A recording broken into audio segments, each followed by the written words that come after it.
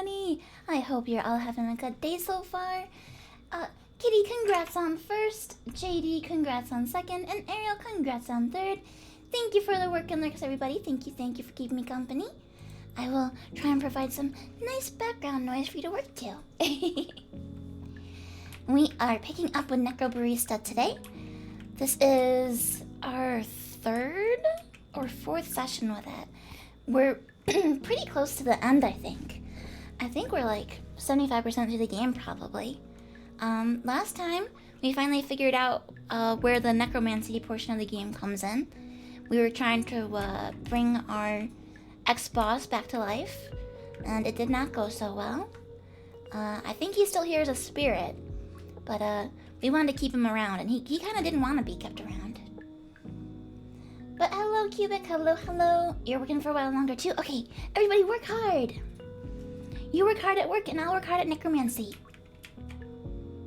Judgment 2. Ned leaned with his back against the counter, resting both his elbows on the surface behind him. I'd appreciate it if you wouldn't lean on my counter, said Maddie. Your counter? Yes, it is my counter, said Maddie. So please don't lean on it. Ned laughed. People lean on this counter all the time. Customers lean on this counter. You're not a customer. Yeah, he's kind of like a loan shark. What if I ask for a drink? Then am I a customer? We reserve the right to refuse service to anyone, so no, simply requesting a drink would not make you a customer. A man with long, thin arms approached the counter. Can I get 2 lattes, 1 vanilla and 1 with soy milk? You got it, said Maddie. We'll have that right out for you. Thanks, said the thin man, who took a seat at the table near the entrance. Maddie preoccupied herself with making the drink. Hey, Che, said Ned. Che looked up. Do you ever feel like what you all do here is insignificant? Said Ned. Running the terminal? Making drinks. You know, there's more to life than creature comforts. But the creature comforts are the best part. I love creatures. I enjoy coffee as much as the next guy, but it's not good to get too pampered. Well, I'm not sure that enjoying a nice drink is what I'd call pampering, said Che. But if I had my choice between a pampered life and an unpampered one, I'd definitely pick the former. I say that as someone who's known what it's like to lead an unpampered life. Suppose so, said Ned. I just think that overindulging in creature comforts will be the downfall of civilization. Not that I'd have a problem with that. I feel like Ned is the kind of person who, complains about millennials drinking Starbucks and having avocado toast. Civilization's pretty overrated as it is. I don't think that lattes are fueling a collapse of society, said Che. One might even say that the ability to walk into a cafe, ask for a drink, and have it made to order is civilization. You know what it's like to live in a world without air conditioning, said Ned. So do I, shouted Maddie from across the room. Wasn't talking to you, said Ned. And no, living in an apartment with no AC is not the same as living in a world without air conditioning, because when you lay in bed at night, you know at any time you could go out and buy a window unit. I'm not sure what your point is, said Che. Of course you don't, said Ned. Neither did the Romans. That didn't stop them from getting invaded. I know you're not that old, said Che. Don't have to be old when you've got books, said Ned. And these books had a chapter about how the Romans were caught completely unaware in air-conditioned cafes while sipping lattes as the invaders came to destroy their way of life? Precisely, said Ned. They were sitting indoors with the windows closed and couldn't hear the barbarians streaming into their lands. One moment you're sitting down in a recliner, and the next you've got a spear through your chest. Che raised his eyebrows in a way that gave the impression of someone who had just rolled his eyes without wanting to invest in the effort of having to actually roll his eyes. I think I'll take the recliner, and when I wind up with a spear in my chest, you can come and laugh at me. Sure, said Ned. Like I said, I've got no dog in this fight. I'm not offering advice, just judgment. That's a great line. I'm not offering advice, just judgment. You can go on doing whatever you want, and I'll keep thinking less of you for it. Che glared at Ned. Said Ned. Not that I judge you. You know what it's like to have had a hard life. I can tell from the calluses on your hands. You don't get those by accident. Ned lowered his voice and glanced at Maddie. But her. You and I both know that kids these days. Che grabbed Ned by the scruff of the neck and jerked him violently before softly speaking directly into his ear. Don't ever try and judge her, Ned. You don't know the first thing about what she's been through. Shay let go of Ned's collar, but not before giving him a violent tug. Fine, I get it, you're protective, said Ned. But not everyone here is like your little protege. Like Mr. Scrawny over there. He jerked his thumb in the direction of the thin-armed man who was awaiting his lattes. Same thing goes for him, said Che. What do you know about what he's been through? Who are you to judge? Ned raised his hands defensively. I'm just saying, times aren't what they used to be. You're right. Times aren't what they used to be, said Che. And do you know what I've learned from being around for quite a while? It doesn't get easier. I get stronger, but life doesn't get easier. So kindly screw off with any of your kids these days, BS. Sheesh, said Ned. You know, as old souls go, you're no fun to commiserate with. Sorry to be a disappointment, said Che. He stood up and started to walk away. It's odd, said Ned, not looking up. Che stopped and turned to him. What is? To see you care so much, said Ned. I thought you had no cares left to give. I have cares left to give, but they're not as plentiful as they used to be, said Che. So I have to save them for the things I care a lot about. I was just BSing, you know, said Ned. How do I censor this?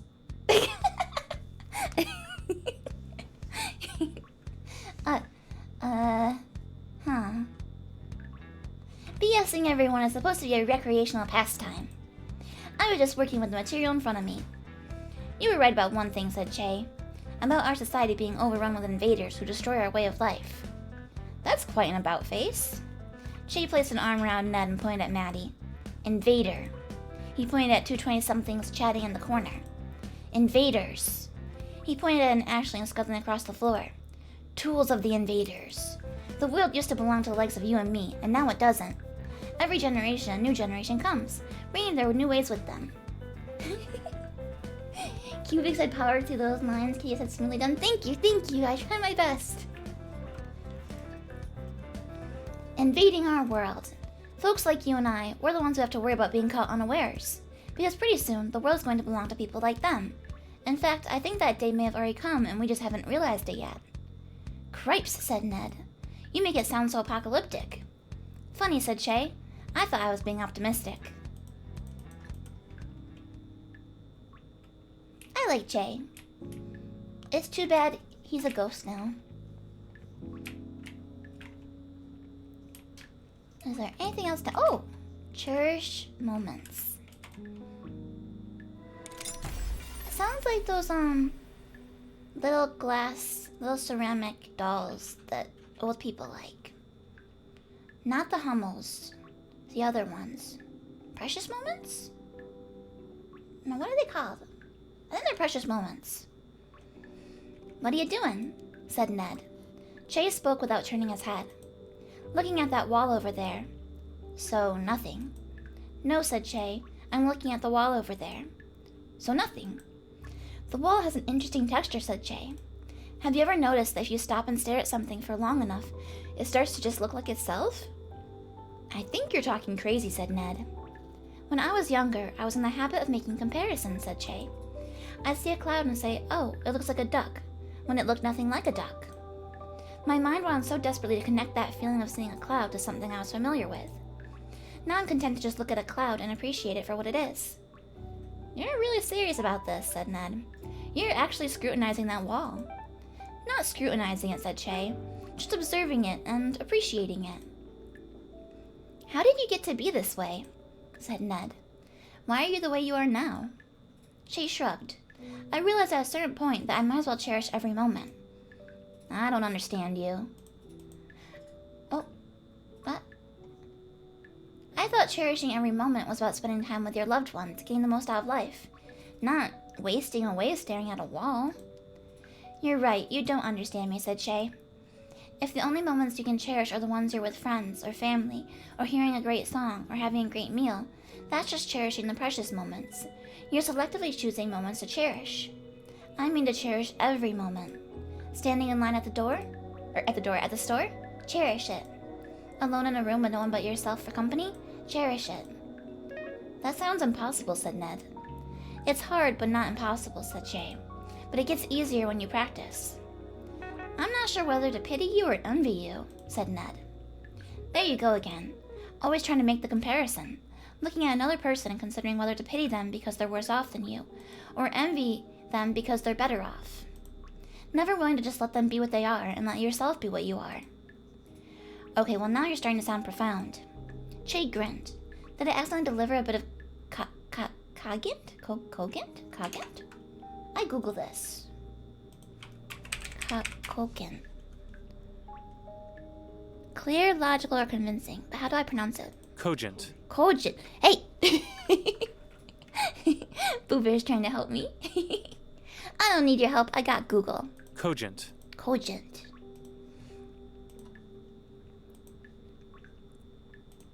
You might have, said Ned. I think if there's anyone who wants to appreciate what I'm saying, it's you, said Che. You probably know better than most folks that not every day can be full of wonderful moments. Some days are just ordinary. Some days you've got little beyond your own thoughts for company. I guess I'm such good friends with my own thoughts that I forgot they were there, said Ned. Ned slumped next to Che. What are you doing? Said Che. I'm going to stare at this wall until it starts looking like itself, said Ned. There you go again, said Che. Looking at something with an expectation of what it's going to look like. You've got to let go of that, man. Frick. Now you've got me thinking about my own brain. This is like one of those things where someone tells you not to think of an elephant and then it becomes impossible not to. I wasn't kidding when I said it was hard, said Che. I also wasn't kidding when I said it gets easier with practice. Well then, said Ned. I guess I may as well start now. Katie said I've never heard that word before. Me neither! I have never heard it before either. There's so many words that like you don't hear in just like daily conversation. That you only hear it in like books and like games and stuff. You don't even hear them in like television. What's this? Ah, the Fight Club. Let me take a sip of my chai.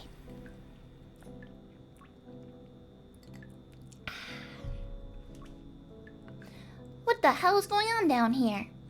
As Maggie descended the stairs, the huddle broke, revealing a girl sitting on the floor looking dazed. The man leaning over her spoke. Beth, are you? I'm fine, said Beth, swinging her arms around, clearly only barely aware of her surroundings, but aware enough that she didn't want to give off the appearance of not being completely in control of the situation she was in. Maddie got down on the floor next to her. You're bleeding. Beth touched the back of her head and then looked down at the pool of blood. Sorry, I must have fallen and hit my head. Maddie looked up. You, big guy. Go upstairs and ask Che for an ice pack. She helped Beth sit up. You can see okay?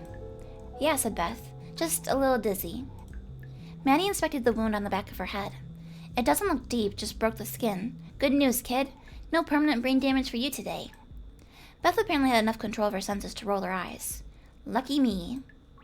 Of course, I'm questioning whether you weren't already brain damaged, because I'm guessing those 2 knives on the floor have something to do with your present condition.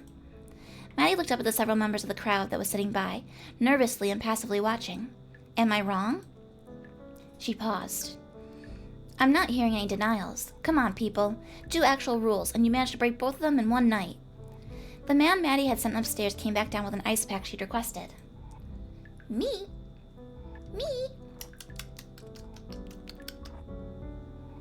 I wish I had meat in real life. I only have chai. It's okay though. I can cook some meat for dinner later.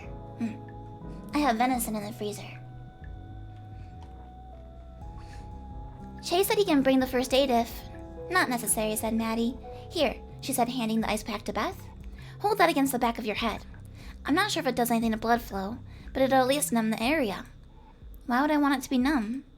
It's better than being in pain, said Maddie. Then again, I am talking to someone who just decided that a fun way to spend an evening would be trying to avoid the wrong end of a steak knife. Maddie scanned the rest of the group. Does anyone else have any wounds? Don't hide them if you do. It's just me, said Beth. No one even got cut. And no one's going to get cut, said Maddie, looking up and speaking to the crowd. Come on, people. I don't care who you are. As long as you're here, you have real blood, and I can't have you bleeding all over my floor. You can't just wash bloodstains out of a wood floor. Maddie pointed to the staircase. I think you should find something else to do. You can stick around upstairs, but if you cause any trouble, we do have ways of removing you, and no one wants that. Some of you, this might be your last night here. Don't force us to put it to a swift end. Everyone shuffled towards the staircase, including Beth, who had managed to stand up. Maddie grabbed her by the arm. Not you. You're not moving until the wound on the back of your head stops bleeding. Oh, hey, Solo. Hello. Cute emote. It already has, said Beth. Let me see, said Maddie, examining the wound. Sit back down. Beth obeyed and took a seat, cross-legged on the floor. Maddie crouched next to her and began cleaning and dressing the wound. Why do you do this? Said Maddie. Beth countered Maddie's question with one of her own. Why do you have a fight club that's so formalized that there's rules posted on the wall? I understand why people do it in general, said Maddie. People spend time without a physical body, and when they get it back, they want an adrenaline rush. They want some kind of thrill. What I want to know is, why you? Why does a girl who looks like she can't be older than 16 years old want to get into blood sports? You don't know what it's like, said Beth. I know what it's like to be a teenage girl, said Maddie, but I never felt the urge to start getting into fights with men twice my size. Beth turned away. You don't know what it's like to want to feel something, said Beth. To feel so numb that you want to cry and then be unable to cry. You just feel nothing. That's what it's been like for me. I just wanted to feel something. I just wanted to feel like I was alive for a change. Spoiling for a dose of pain to escape the numbness? Said Maddie. Well, I'd agree if you didn't say it condescendingly like that. Getting punched not enough pain for you? I wanted it to feel real, said Beth. Beth looked at the ice pack and felt the back of her head, which seemed to have stopped bleeding. You want to know the truth? I wanted this to happen. That's why I came here. Maddie shook her head. I can't empathize. It's clear that I've never gone through what you have. So in the absence of empathy, the best that I can offer you is my sympathy. Are you done bleeding? Have you gotten your fill of thrills? Yes to both, said Beth. You'll probably be fine without a bandage, said Maddie. You're lucky it was only this bad. You can stick around if you want to, but try not to do anything too physical. I wouldn't want you to open up that wound and start bleeding everywhere. I think I've had enough of that for one night, said Beth. I'll see myself out. If you're ready to go, then go, said Maddie, but I don't want to feel like I'm chasing you out. Beth followed Maddie upstairs. Kyle was waiting for them by the bar. Beth, he said, I'm, sorry about the whole, well, you know. Don't be, said Beth. I had a lot of fun tonight. Me too, said Kyle. You know, you really had me on the ropes towards the end. In fact, I feel like I couldn't leave this world on a better note. I just thought I'd stick around to see if you, were okay. I was just about to leave too, said Beth. You want to leave together? I'm curious about how, well, things work. Sure, said Kyle. The two fighters walked to the door of the cafe and walked down the catwalk towards the terminal exit. You're a real fighter, said Kyle. Thanks, said Beth, politely responding to his compliment. Not like me, I mean, said Kyle. You really know what you're doing. Beth smiled. Kyle wasn't praising her just to praise her. He'd actually noticed her skill. Where did you learn to fight like that? He said. Beating people like you, said Beth. Ah, said Kyle. I guess I'm just the last in a long line of guys who had no idea what they were doing. Well, hopefully not the last, said Beth. They reached the end of the terminal and Kyle got ready to step out. Hold on. Shall we do this together? Kyle blinked. Sure. All right, on 3, she said. 1, 2. On 3, they both stepped over the threshold. Beth stumbled onto the street and looked around her. Kyle was nowhere to be seen, somehow vanished from existence. Beth looked over her shoulder through the still open door and paused a moment before pulling out her phone to call for a ride. Yeah, so she was still alive, but Kyle was the ghost.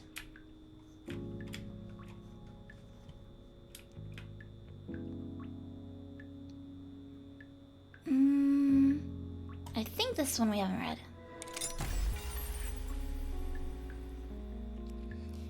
Che came down the stairs and noticed that Keyshawn was still seated at the counter, staring into a glass of something. It was a mixed drink of some kind, but it didn't look like coffee to Che. You mind company? Said Che, leaning on the seat next to Keyshawn. By all means. I don't see anyone else using that seat. Well, you might have been using it, said Che, as a buffer. I'm not looking for conversation, said Keyshawn, but I'm not really looking to avoid it either. Well, that makes 2 of us.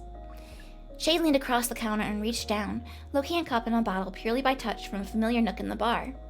He poured himself a finger of whiskey, just enough to warm his tongue. Keyshawn continued staring into his own drink, his expression unwavering. Che shrugged and sampled his own drink, feeling the warmth of the drink as the whiskey spread across his tongue and trickled down his throat. He set the glass down. The next few moments passed in silence as Keyshawn continued to stare into his own glass, and Che absently turned his empty glass on the counter. afternoon, Shadow. Hello, hello. I hope you're having a good day. Keyshawn finally broke the silence. If you're waiting for me to finish off this drink so you can offer me some of whatever that is, you might be waiting a long time, said Keyshawn. I wouldn't offer you this, said Che. It's a special bottle, older than I am. Something like that ought to be kept in private, don't you think? Said Keyshawn. Che shrugged. I have no problem letting people sample it if they want it. This bottle has a way of never running empty. But a whiskey like this, you don't get it by just sitting there passively. You have to at least take the step of asking for it. Because it only gives when people are expecting to get. If I offer, it won't work. It sounds like you have a bottle that's in the business of filling people's subconscious prophecies, said Keyshawn. Well, that does seem to be the case, said Che. I try to think about it. Bad juju. Juju? Is that a real thing here? As real a thing here as it is anywhere, said Che.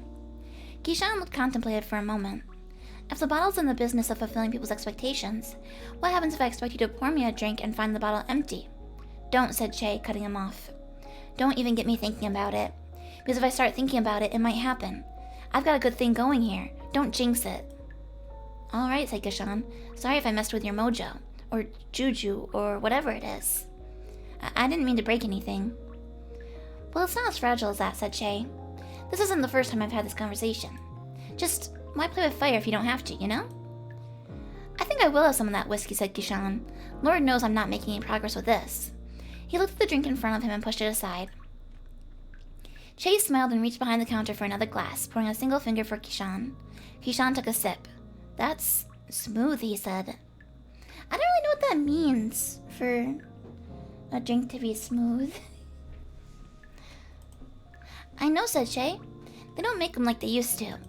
Well, they do, but they'll take a few more decades to get there. Keyshawn cleared his throat and started coughing. He pounded his chest with his fist and let out a wheeze before settling down. You alright? Said Che. Yeah, said Keyshawn. I think I'm alright. Whatever rut Keyshawn had been in when he sat down, he seemed to be out of it by now. There was something about that dry whiskey that had a way of catching people's throats by surprise, and there was something about a coughing fit that had a way of getting butterflies out of the stomach. Butterflies? Butterflies? Does he have a crush on Che? Maybe it wasn't much, but it was something. Che smiled as he put away the bottle, giving it an affectionate pat as he set it down. One less case of postmortem depression in the world. Good job, Pappy. Postmortem depression.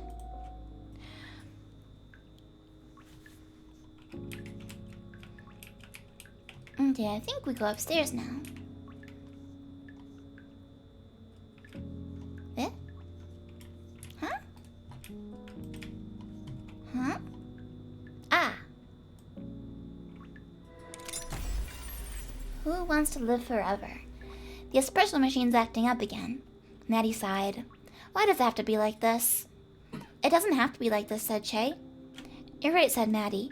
It wasn't always like this. If you travel back in time far enough, you'll find an era where we had a working espresso machine.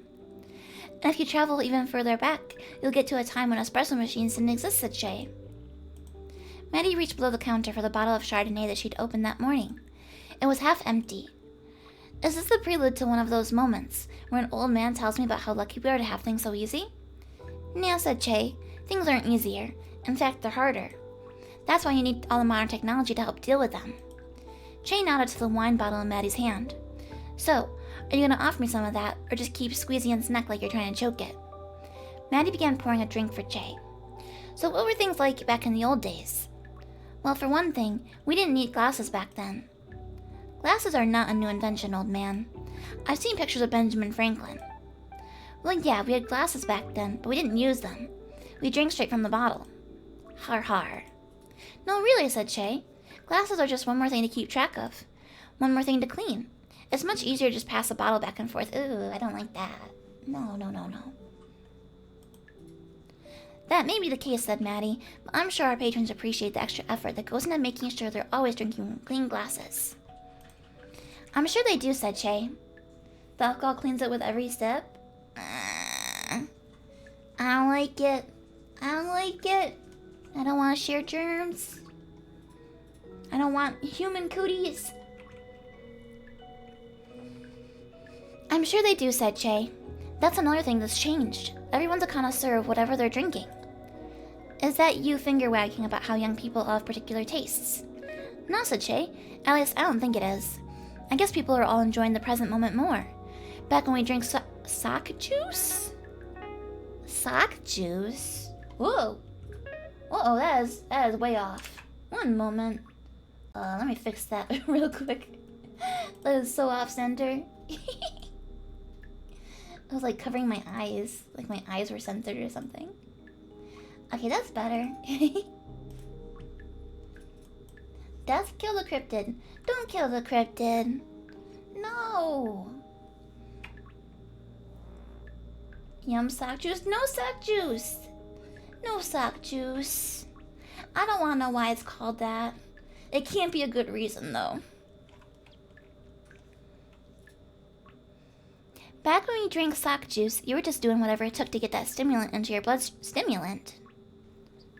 But alcohol's a depressant. Huh?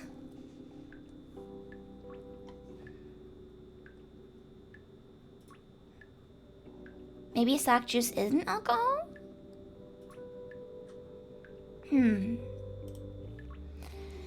Ditto for most depressants. Do I want to know what sock juice is? Oh, said Maddie, because I'm fairly certain I don't. We didn't have coffee Oh. Ew. We didn't have coffee filters back then, said Che, so you'd use a sock instead. Don't worry, we always used clean socks whenever they were available. Maddie closed her eyes, looking physically ill. You were saying something about people enjoying the present moment, before that thoroughly awful digression about how you made coffee. Oh, I hate it. I don't like it. I don't like it one bit. Is this a true story? Do you think this is true? Or did they make this up for the game? I'm gonna Google it. Is sock juice real?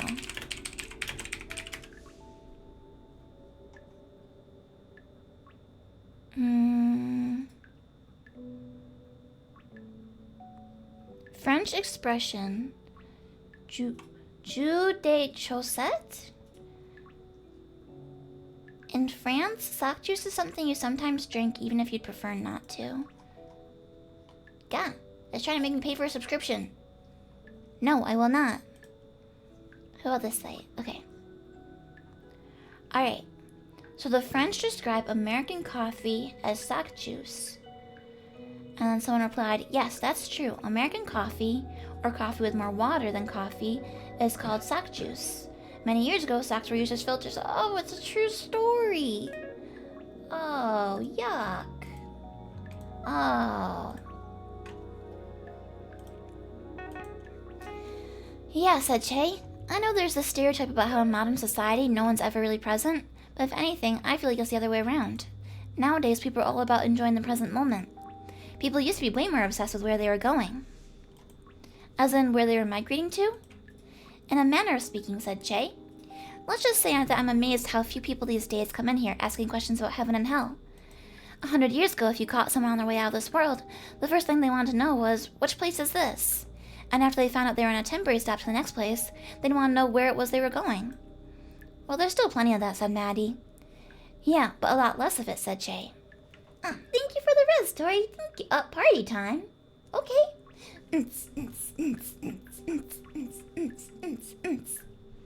some clubs. Okay, 1 second. 1, 2, 3, 4. You okay over there, Pooh Bear? Yeah. You're dying. What are you playing? Video games. What video game is that?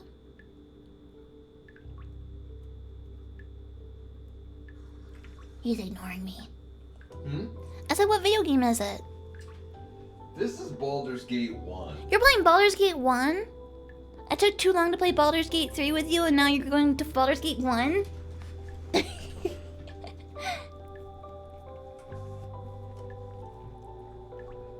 I looked like he was playing some kind of RPG. Betrayal most foul. Curse your sudden but inevitable betrayal.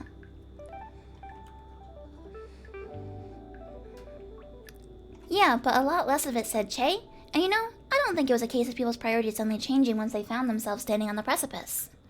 There were people who used to describe themselves as God-fearing. It was just a part of life. And now it's not. He shrugged. I guess people found more important things to worry about. There wasn't a lot going on back then. He took a sip of Chardonnay. Good thing I'm going to live forever. Worried you'd go to hell? Hell yes, said Che. I've done way too much sinning to ever make it into heaven. You've done more good than ill for the world, said Maddie. I'm pretty sure that balances it out. You probably have a positive balance. Nah, said Che. I don't think it works like that. I'm pretty sure I'm just a bad person who happens to do good things most of the time. That's an interesting concept. Well, it might not be good enough for heaven, but it's good enough for me, said Maddie. So I guess it is a good thing that you're gonna live forever. Okay, well now we know why Maddie is like so fixated on keeping him alive. He told her that he was gonna live forever, so like, this is kind of his fault. Also, good, is it afternoon? No. Good evening, Tori. I had to do math. I was like, okay, 1:30 plus 4, 5:30. Okay, that's evening. The Fight Club. This is the Fight Club. We've already done everything in here. I don't think they put new stuff in here. I think it's just like, if you want to go back and reread things. What's this door? I like how everyone has taken to calling Tori Toriwi.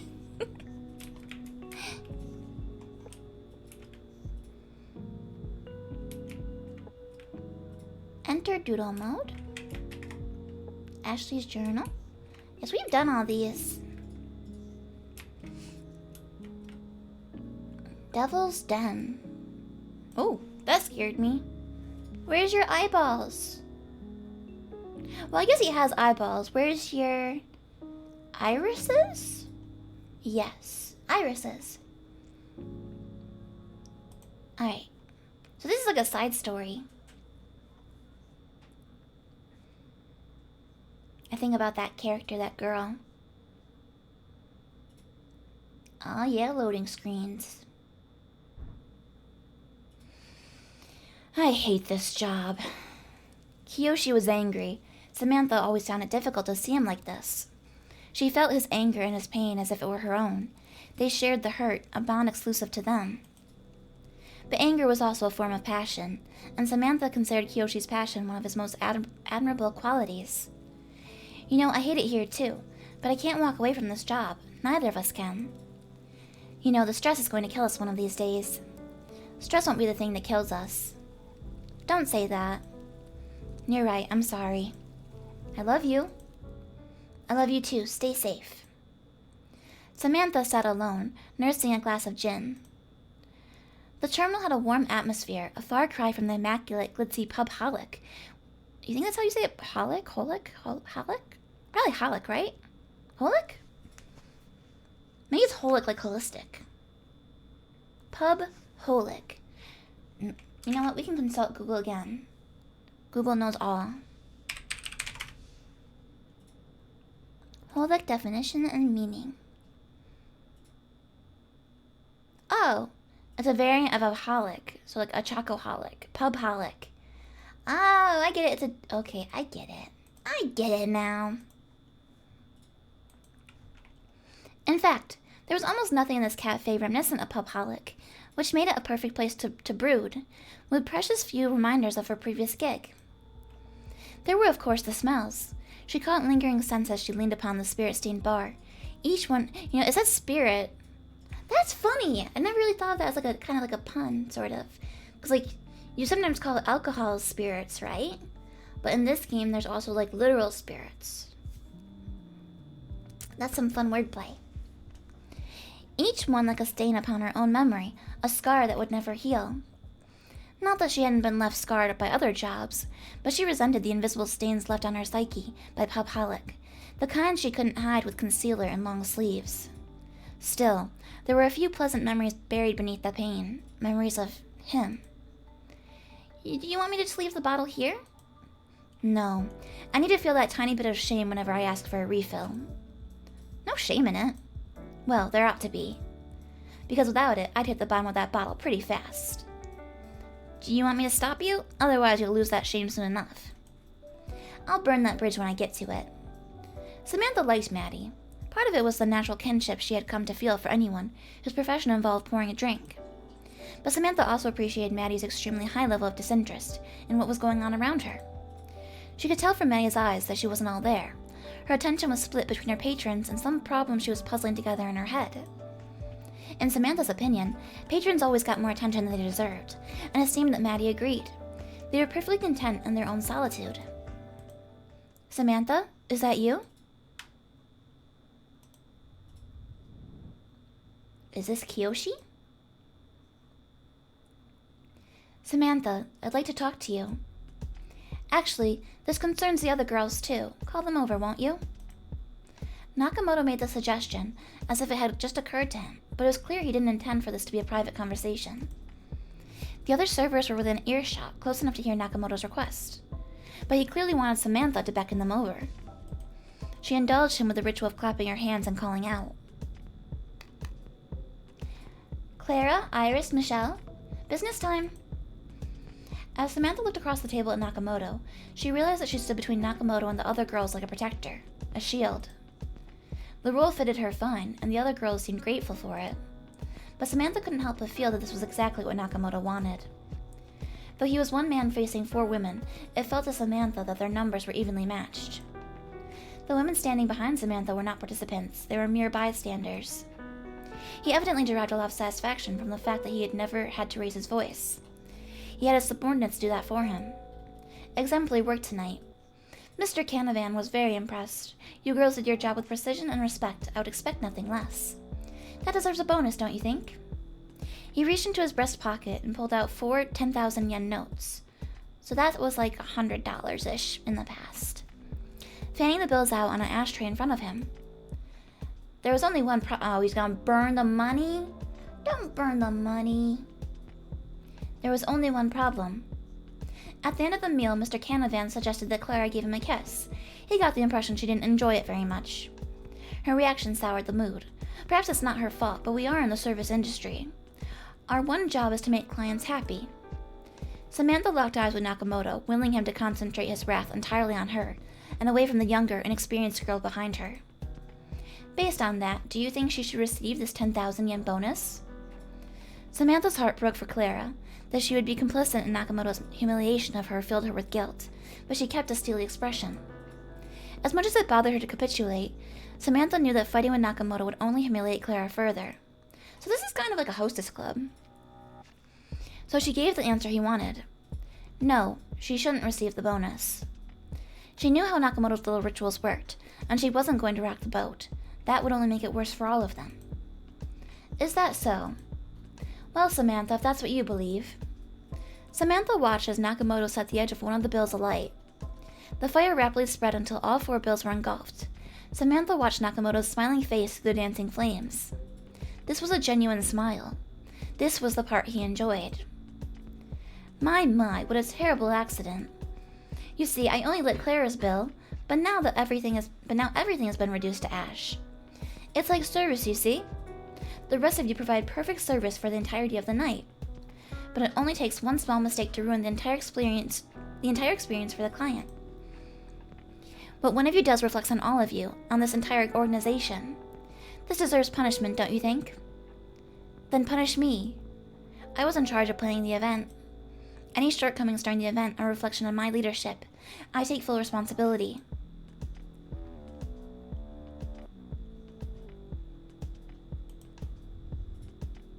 Samantha steeled herself for the slap that she knew was coming. She would not flinch. But the slap never came. It took all of Samantha's willpower to not shudder at his caress. The slap would have hurt less to endure. You're right, you should take responsibility. Punish her. Clara looked up at Samantha, eyes wet with unshed tears. Samantha's expression softened, and she tried to convey all the sympathy and compassion she could as she mouthed the words, "I'm sorry." It's okay.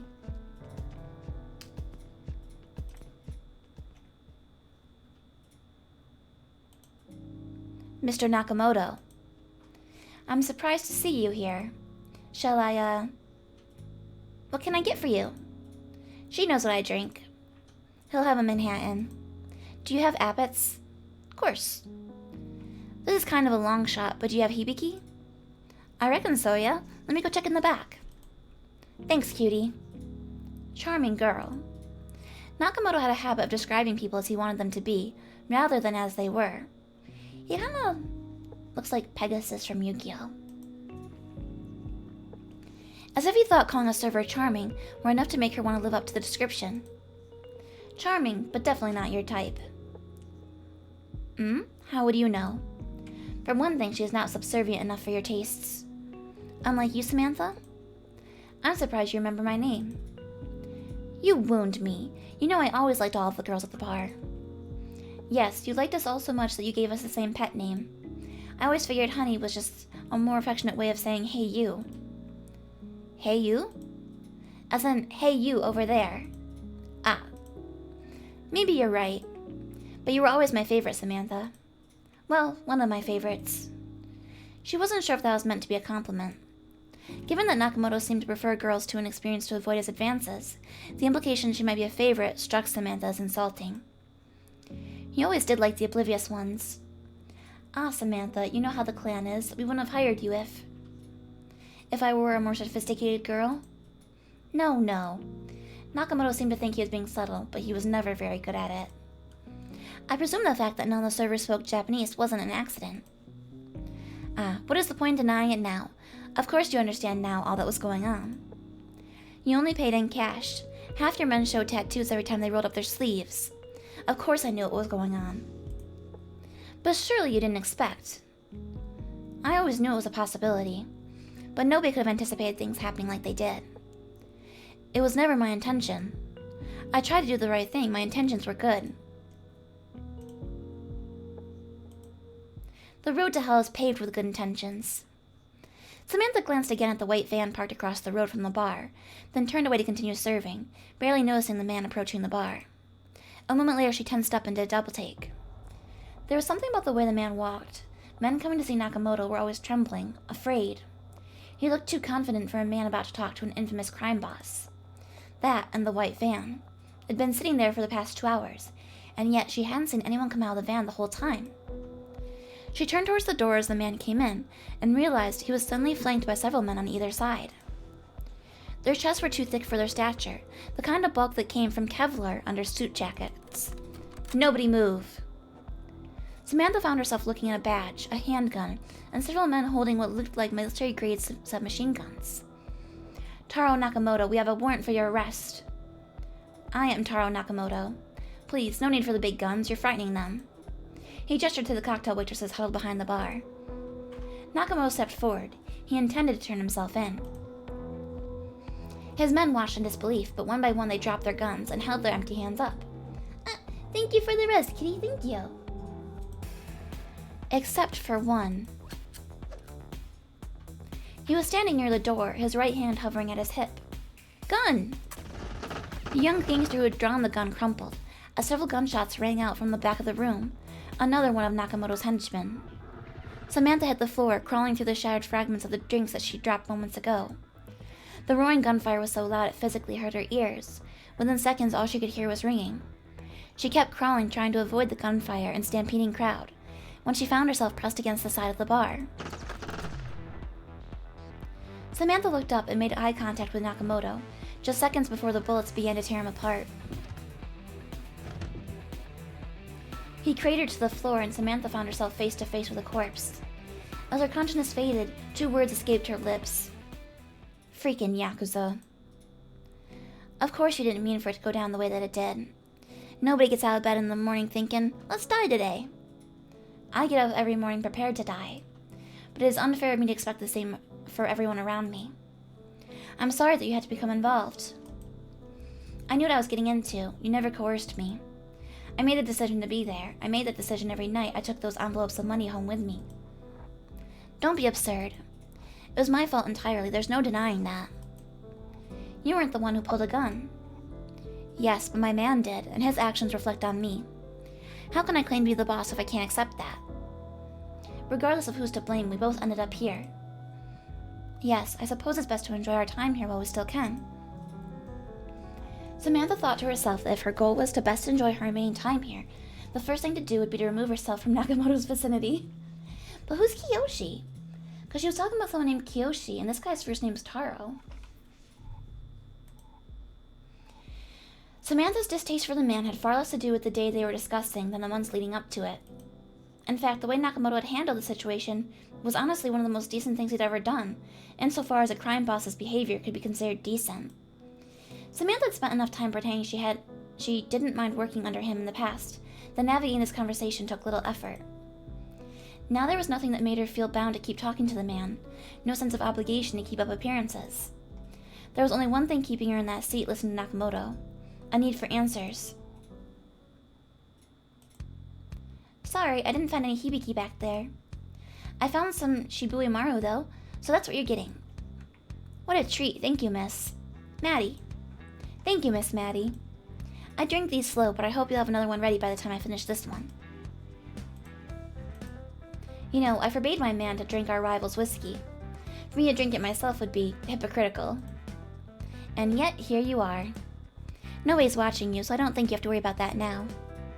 Except for you. Well, I won't tell. And besides, you are the boss. In that case, perhaps there are pleasures which we are only allowed to enjoy in death. He's gonna go, damn, that's good whiskey. It may be my deceased condition that makes it so, but I'd be a lie to claim this isn't the best drink I've ever had. Forbidden fruit is always the sweetest.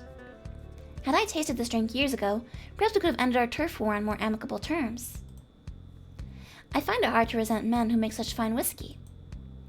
He started laughing and Samantha joined him, more out of practiced reflex than shared mirth. The music was hard. Yeah, I like it too. It's got a good soundtrack.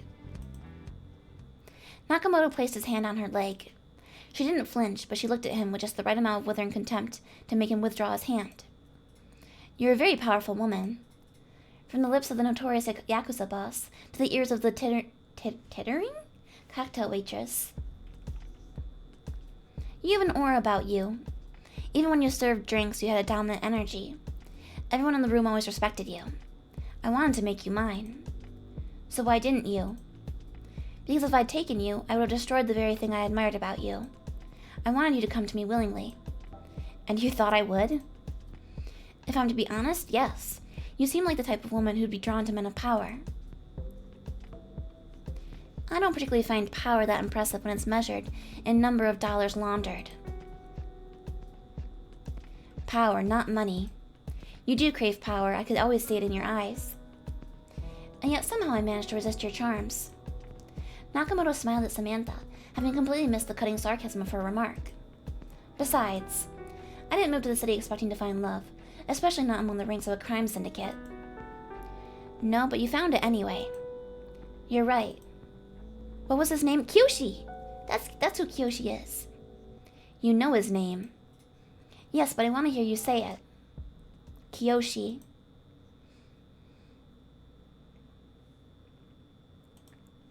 Kyoshi, what's wrong, baby? Don't worry. Your heart's beating so fast, something's bothering you. You know how I am. My heart always starts racing whenever I'm in bed with a beautiful woman. Stop it. What's really happening? I shouldn't tell you. And we shouldn't be together right now. That hasn't stopped us. Oh, he's probably from the rival gang. I bet that's it. We've got like a Romeo and Juliet situation. It's Nakamoto-san. He has eyes for you. You think I don't know that? Anyone can tell by looking at him. I'm worried that he'll try and take you away from me. I won't let him. I can look out for myself. That's what bothers me. One day Nakamoto will try to take you, and you won't let him. Nakamoto does not take kindly to being snubbed. Let me deal with that. I hate that man. Shh, don't say that.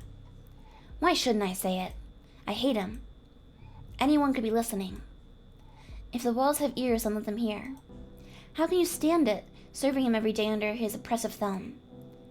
I do it the same way that you do, one day at a time. My father told me Nakamoto was a despicable man. I should have listened to him. I feel it deep in my soul, Samantha. If we stay here, bad things will start to happen. We're good at surviving bad things. Not like this. There are some things you can't survive. There are some things that you need to run away from. You know we can't do that. There may be a way. What are you saying? Samantha, before I tell you, I need to know. Will you come with me? What are you planning? Tell me first. If I do this, we can never come back to the city. Will you come with me? Will you leave them behind? Nakamoto's not the kind of man you can simply walk away from. He will be when I'm done.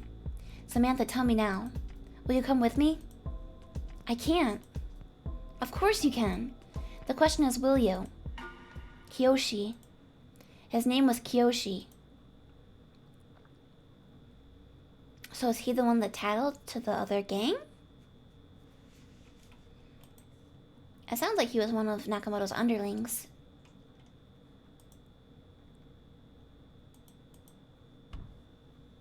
You're not like the others. Samantha regarded the young cocksure man sitting before her, one of Nakamoto's men. She knew his name was Kiyoshi. Samantha, of course, had made a point of memorizing the names of all the men who worked under Nakamoto. But she was aware admitting she knew who he was would be taken as a sign of flattery, so she played dumb. I'm sorry, you're one of Nakamoto's men, right? Why do you do that? Do what? Play dumb. You know that I'm one of Nakamoto's men. You know my name. Not everyone knows your name. You're right. In fact, very few people do. I'm not as memorable as some of my peers. But you remember my name regardless. You know everyone else by name. There's not a chance that you don't know who I am. I'm forgetful. Funny, you always seem to remember people's names when it's important. What are you saying? I'm saying that you seem to enjoy privately embarrassing Nakamoto's men, while having the good sense to never publicly humiliate them. I'm not bothered by it, if that's what you're wondering. Also, hey Lycander, how are you doing? How's your day? You're a lot more clever than you allow others to believe. That makes two of us.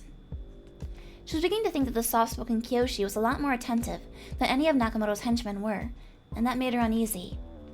But she knew that he had already gotten whatever he wanted from this conversation. We're not so different, you and I. I disagree. She didn't see the need to list the various ways in which they differed in both station and demeanor. Perhaps you're right. You have the courage to show the men how little you care for them. I lack that courage.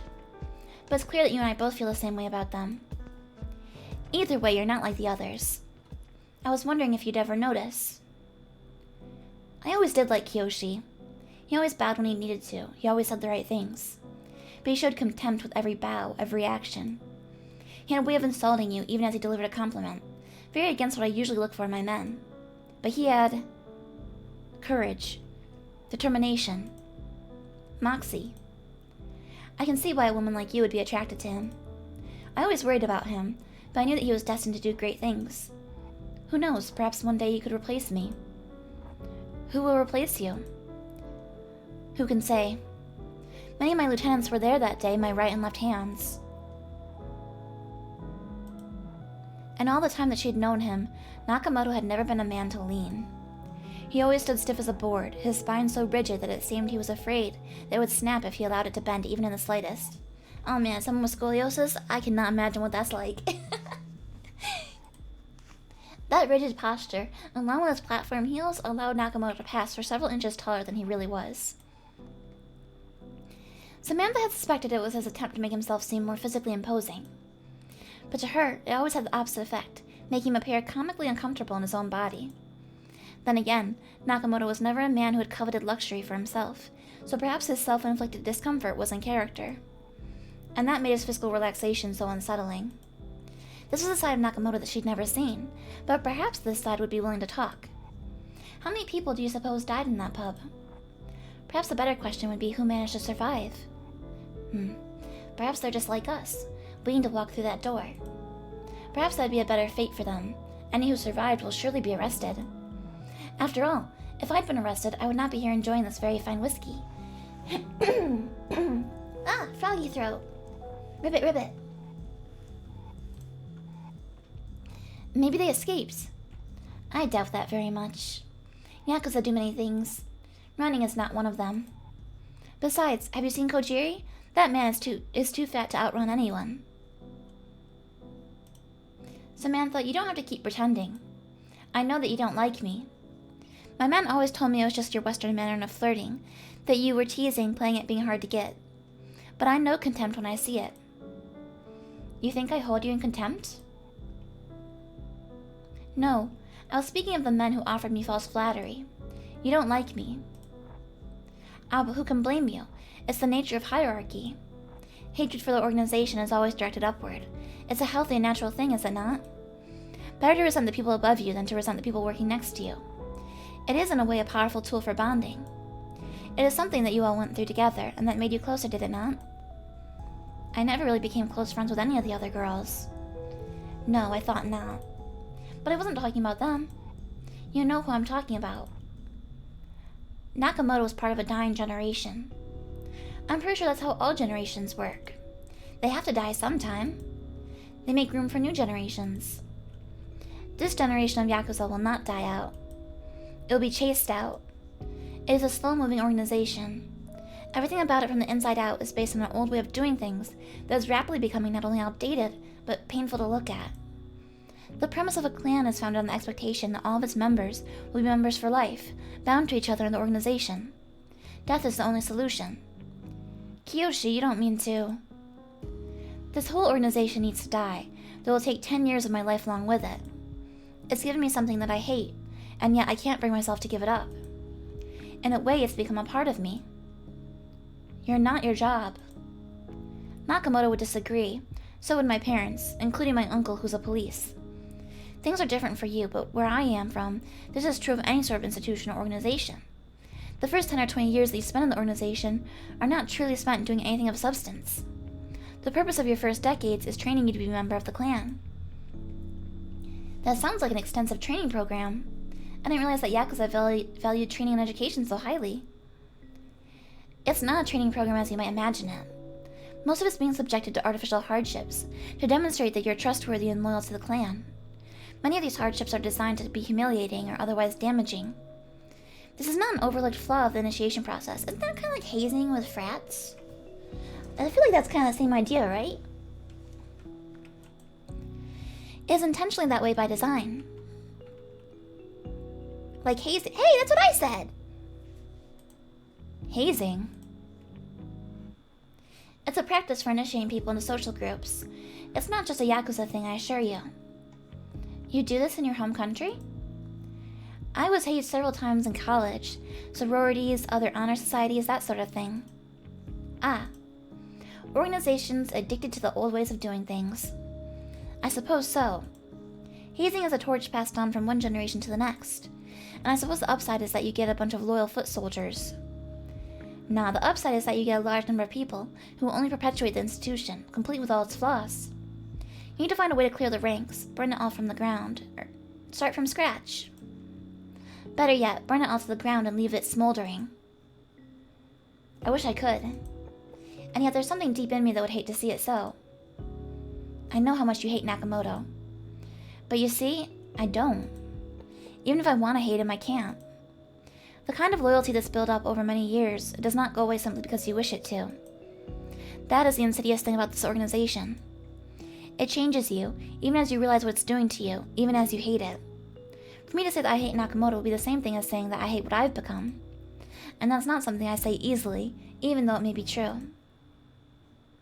Mama. You are not like Nakamoto. I wish what you said was true. You're right, Kiyoshi hated you. Did he tell you that? Samantha didn't bother to answer Nakamoto's question. She hated rhetorical questions with a passion. Several moments of silence later, she noticed Nakamoto fidgeting. Nakamoto was a man who carried himself with an undue amount of pomp, and it was not easy to make a man that straight-laced fidget. She took a certain amount of pleasure from his physical discomfort. The thought occurred to her that the way she tried to get a certain reaction from Nakamoto was not so different from his habit of dominating conversations. But she justified this to herself easily. The worst thing about Nakamoto was that he was a poor steward of power. He diminished the power of others because he enjoyed taking it for himself, and he correctly perceived it as being zero-sum. Samantha didn't crave power, but she very much enjoyed seeing Nakamoto being brought down a few notches, even if only for a moment. Of course, he told you all the ways he despised me in my old ways. That's how every passionate relationship begins, is it not? The strongest bonds are built not out of mutual respect, but out of a shared hatred for something or someone. So of course he would pick me as the object of ire to win you over. Kiyoshi was a very shrewd man. He always had talent for getting exactly what he wanted. You don't know the first thing about what kind of man Kiyoshi was. He's far more dangerous than he looks. I assume he's dead as well, but maybe not. I don't carry a gun. Too dangerous. Not when you know how to use one. I don't mean dangerous to safety. I mean dangerous to be caught with. Guaranteed jail time on conviction. And yet somehow your friends seem to deal with it. Colleagues, not friends. So how come they bear the risk of getting caught with a firearm and you don't? I need to stay clean. The clan has too many properties in my name. If I were caught carrying a firearm, it would defeat the purpose. I didn't realize that you had an ownership stake in the clan.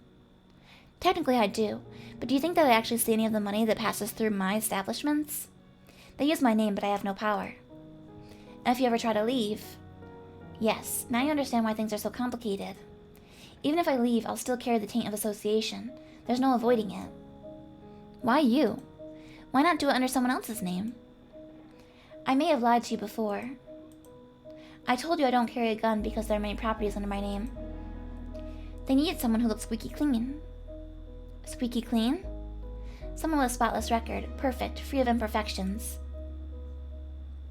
That's me, Mr. Spotless. Though I don't think anyone in the clan would describe me that way. I'm actually very far from perfect. I'm just the man that they needed. I think you're what I need too. What does that mean? You may not be perfect, but you're what I'm looking for right now. You don't want to be tied up with me. I can't endure these circumstances. How could I expect you to do the same? You need to escape. It's too late for me, but not for you. It's not too late. I have nowhere to turn to. I've been thinking of going to the police. Kiyoshi looked at her with pained eyes, unable to say anything more, and finally Samantha spoke up. Are you going to? No deal. They would not be able to make a deal without me agreeing to testify against him. And that's something I cannot do, not without fearing for my own life. No matter where Nakamoto is, he'll find me. Even dead, his ghost would haunt me. My only option is to disappear. My own crimes are far too great to be forgiven, even if I do betray Nakamoto. And besides, I cannot trust the police. If there's even one corrupt officer who allows my name to escape, Nakamoto has one principle, and one principle alone. Dead man can't talk. There's always more options. You're right. I could inform the police anonymously. Send them to where they can confront one of Nakamoto's deals directly. I know he's having one of his business meetings, but it won't be pretty. You're the only person I can tell this to, because when the police finally catch up with him, people will die. I don't want you anywhere near that, or when that happens. Can you promise me this? Kiyoshi, I need to tell you something. You can't go to the police. Tell me why I shouldn't. You'll ruin everything. This life is already ruined. The best I can hope for now is a chance of atonement. This may not make things better, but I cannot think of how they would become any worse with me. Any worse with me continuing to serve under that... Please, Kiyoshi. I have a plan to subvert Nakamoto. All the more reason for me to go to the police. I can't allow you to be the one to run into harm's way. You don't understand. This will work. You think you're the first one to think about taking Nakamoto down? People much stronger than you. People much more well-connected than you've tried it before. How could you possibly succeed where they failed? Okay. Here we go. Kiyoshi, you were right. I'm not like the others. I'm an undercover FBI agent. There's something very different about me. Tell me. Well, if you believe that you know Kiyoshi better than I do, you're welcome to think it. Though I don't see how that could possibly be the case. I've spent more than a decade with a man. He was never just a servant to me. Not even close. The boss must hold the respect of his men. It's a powerful bond. Alright, friends, I'll be right back in a couple minutes.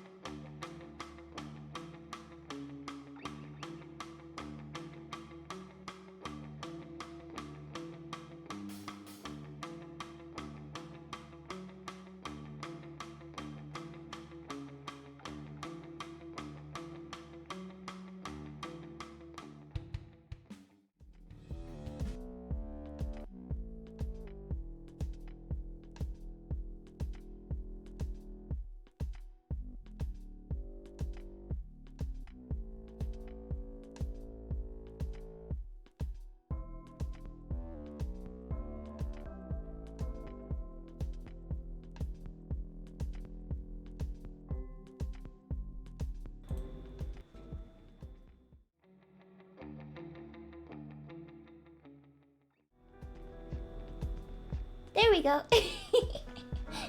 Thank you, kitty. I don't know why my mic does that sometimes. I swear, like, sometimes when I change scenes and stuff in OBS, it just, like, doesn't connect for a minute. It's weird. But anyway, I'm back. Thank you for your patience, everyone. I started feeling a little crampy, so I had to go get my heating pad and a hot beverage. OBS, always OBS, yeah. But it is free software, so can't complain too much.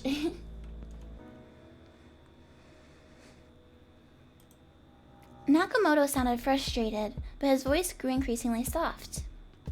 Do you believe that your months-long fling with him really meant more than that? Do you really have the ability to look into a man's eyes, to peer into his soul and sense his true desires and motives? You're truly a fool if you believe this. Samantha found herself taken aback by Nakamoto's aggressive speech. For a moment, she thought that perhaps Nakamoto was right, that she didn't have the soul read on him. But as the moment passed, she came to an infuriating realization. Nakamoto pitied her. Do not underestimate me. As she felt the words leaving her lips, she found herself instantly regretting it. There was no faster way to lose respect than to demand it like a petulant child. She appeared weak and desperate, traits that she saw mirrored in the man standing across from her. Nakamoto wanted only to toy with her. She needed a punch to throw him off guard, something unexpected. She needed to tell the truth. I hate you. It does not surprise me to hear that you feel that way. It does, however, surprise me to hear you say it out loud. I don't think you understand the extent of it. I detest you, not for what you did to me, but for what you did to everyone who worked under me. If you hate me so much, why don't you just kill me? I already did. You are already dead. You never understood, but I did. Every single word you spoke in every single one of your business meetings. I wasn't the dumb little American girl that you thought I was. Part of me always thought that a girl like you seemed too sophisticated to be a simple drink server. So who were you reporting to? Police? Give yourself more credit. It's not just the cops who've got their eyes on you. And give me some more credit. I'm no mere informant.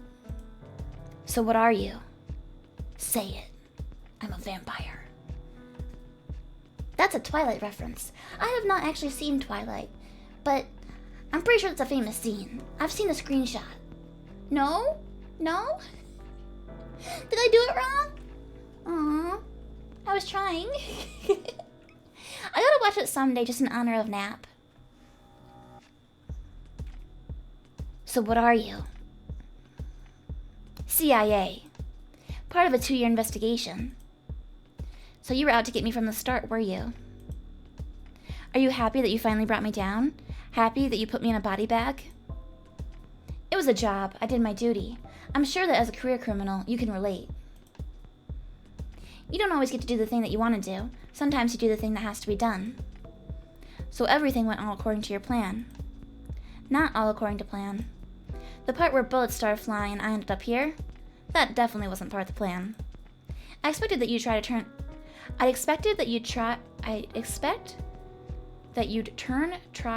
end things peacefully. Typo!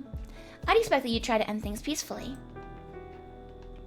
Well, I guess things went wrong for both of us. And here we are, doomed to enjoy the same fate.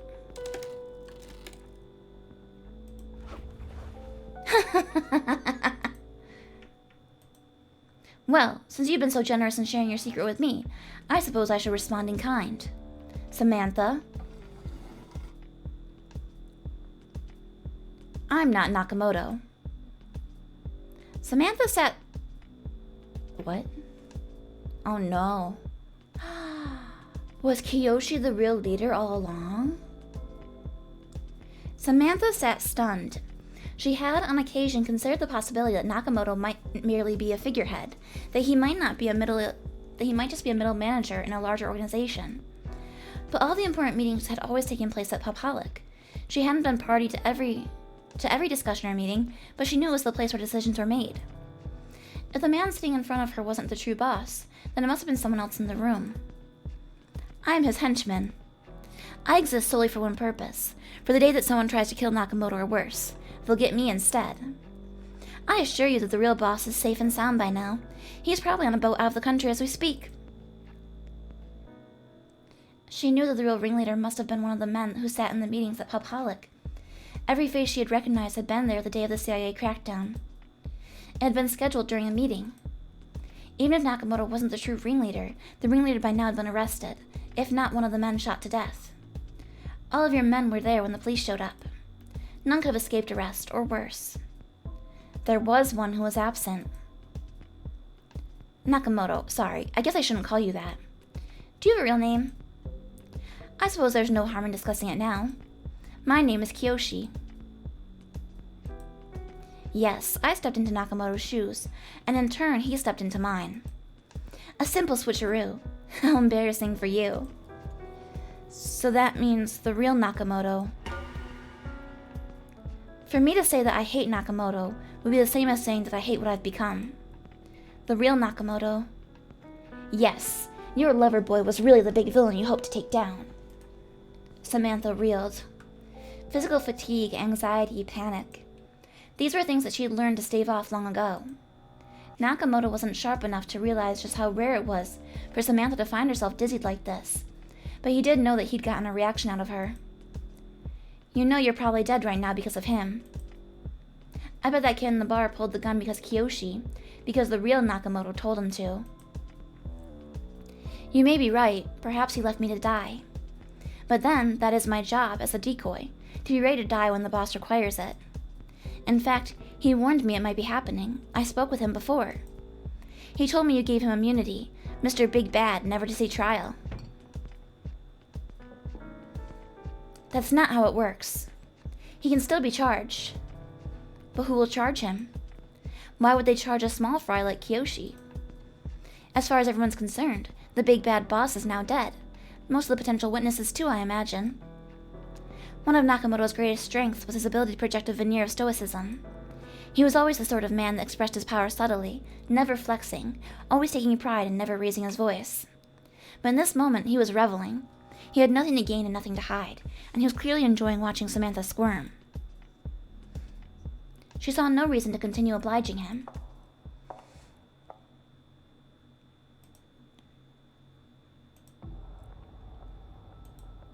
Samantha didn't bother to look behind her to see if he was following. He desperately wanted to continue enjoying his victory, and Samantha wasn't turning around to give it to him. Samantha. By calling out to her, it was practically an admission of defeat on his part. He needed her to see that he was victorious in order to enjoy the moment. A small, petty man obsessed with status, so obsessed that in pursuit of it, he had given up the only remaining standing he had left. And so, Samantha couldn't resist succumbing to the same temptation. You've lost everything. The one you thought you could trust betrayed you, and no one will be around to avenge the betrayal. No one outside this place will ever know of it. I know of at least one person who will. Oh? Kiyoshi. Did I ever say I was dead? Oh! Oh my gosh! Oh no. Thanks for the tip about Nakamoto. I'm sure he'll never believe how I found out about his identity. I think she's bluffing. What was it he said to me? The dead can't talk? Maybe he needs to rethink that. She started to turn around, but the one thing that stopped her was the look in his eye. The look of someone who was finally unhinged and realized that he truly had nothing left to lose, not even his own dignity. It was the look of a man who was ready to fight. Hey, John! Thank you for the glug glug. Thank you.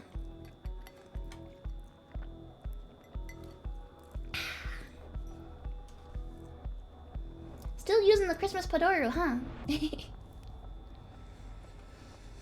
Samantha had spent 6 months working under the man she knew as Nakamoto, observing him as he did business with myriad parties.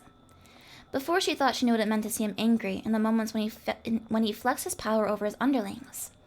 She thought she knew what a wrathful Nakamoto looked like.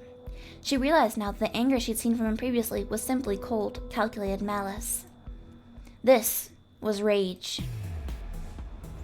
He came at her with a flailing, amateurish punch. His arms were longer than hers, but she'd trained for this. Samantha drove her fist into his chest. Against a being of flesh and blood, this would be an instant knockout. But Nakamoto didn't even register the hit.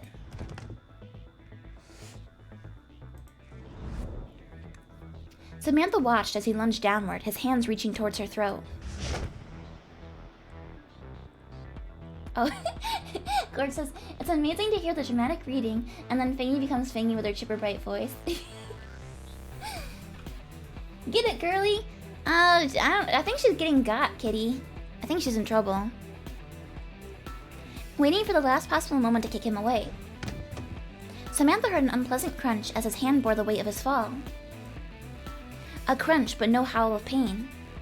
He was already up, his hand quickly erasing a sign that he had sustained the fall. You! It was only the inertia of her kick that had forced him back, and once he regained his footing, he came at her again.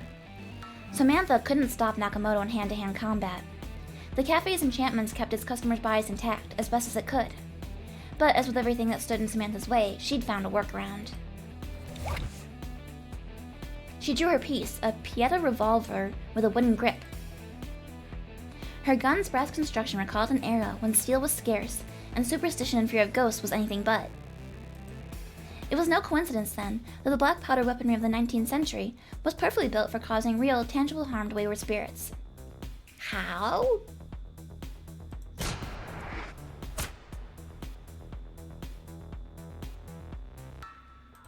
We got anti-ghost bullets?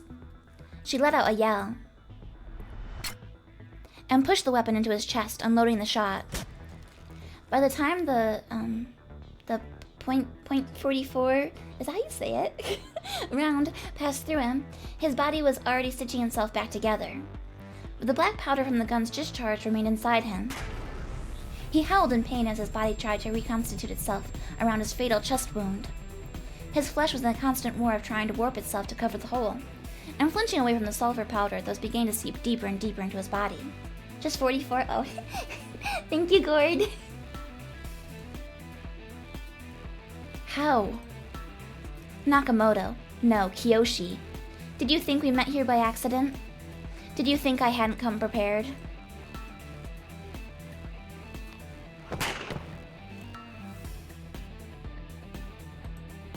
He tumbled to the ground and rolled over on his side, trying to get up on his one good leg. You styled yourself a prince of thieves. He fell to the ground in a slump, raised his one good arm and reached out to her like an animated corpse, trying to take the living with him. But now, you'll die like a dog. But we like dogs. Goodbye, Kiyoshi. Arrgh. Go to hell. I like the idea that Maddie is just like in the bar mixing the next drink. Like, where did they go?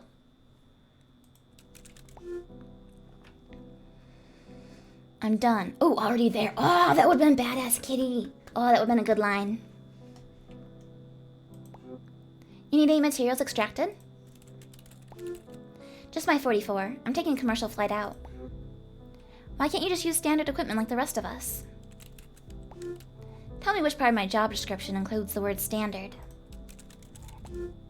Abnormal jobs call for abnormal equipment. Life would be easier if you didn't have such a specific taste in guns. Believe me, nothing about this is about my taste in guns. This thing is a brute of a weapon. Poor construction, nearly impossible to grip, and a recoil shield that's not worth a damn. It's the only gun that makes you feel like your hands are somehow too big and too small at the same time. It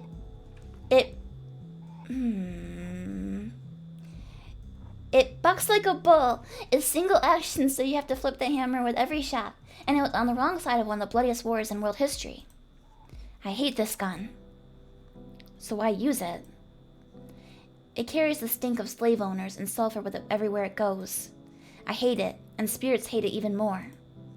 Like oil and water? More like a fatal allergic reaction. If you ever need to bring a walker to its knees, bring a black powder revolver. I think I'll leave that to you. I have some important information about the informant. Kiyoshi? Yes, but that's not his real name. I would have figured. Do you know where he is? Did someone get to him? What? He somehow vanished off our radar this morning. I was worried someone had taken him out. He disappeared. Yes, did Nakamoto tell you anything about that?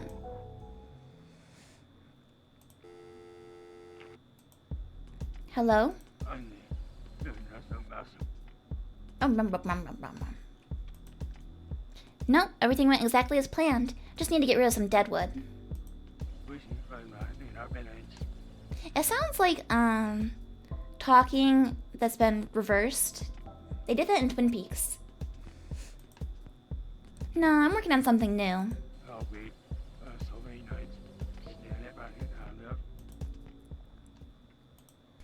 Rebuilding. Oh, is that gonna be the end of that chapter?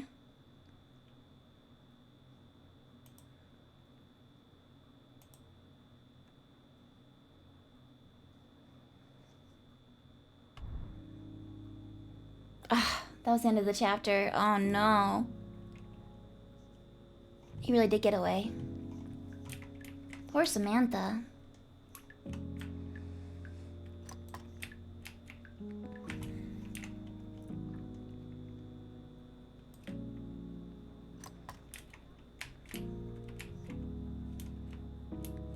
Poor girl.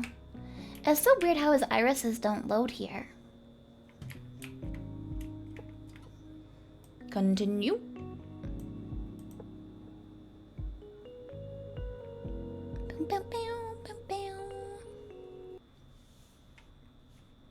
Good cafe music.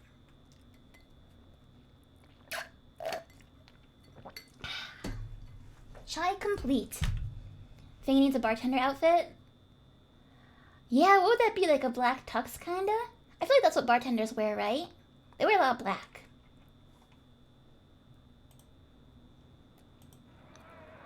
This is on you. There's no question. You are a failure. The council's going to take the cafe away from you. And you should have seen this all coming.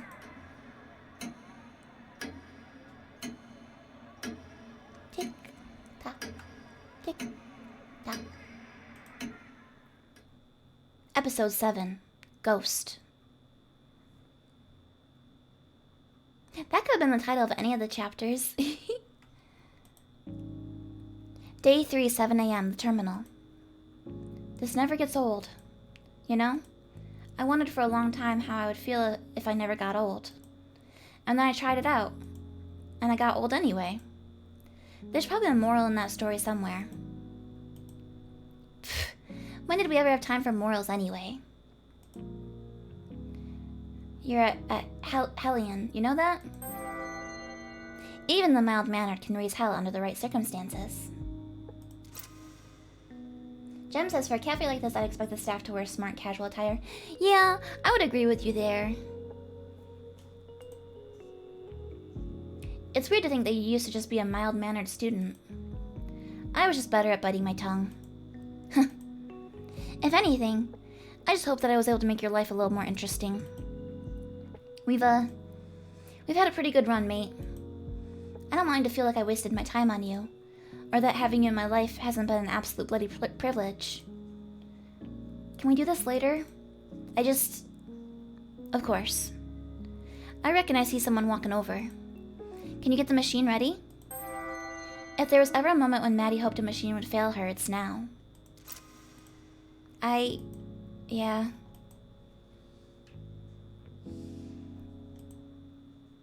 Let's make some freaking coffee.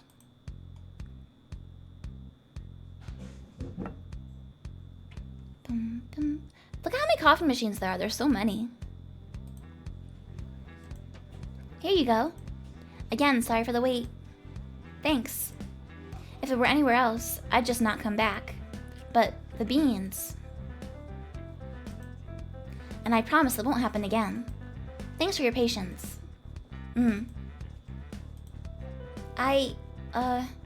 How long was I staring at the wall? 15 minutes by my reckoning. Jay's method of reckoning might mostly be based on hunches, but his hunches are formed by more experiences than you can fit in most science textbooks. What the hell? I came inside from sweeping up the front, and just saw you staring blankly into your mug while that customer was just standing there. They were being very patient. I have no idea how that happened.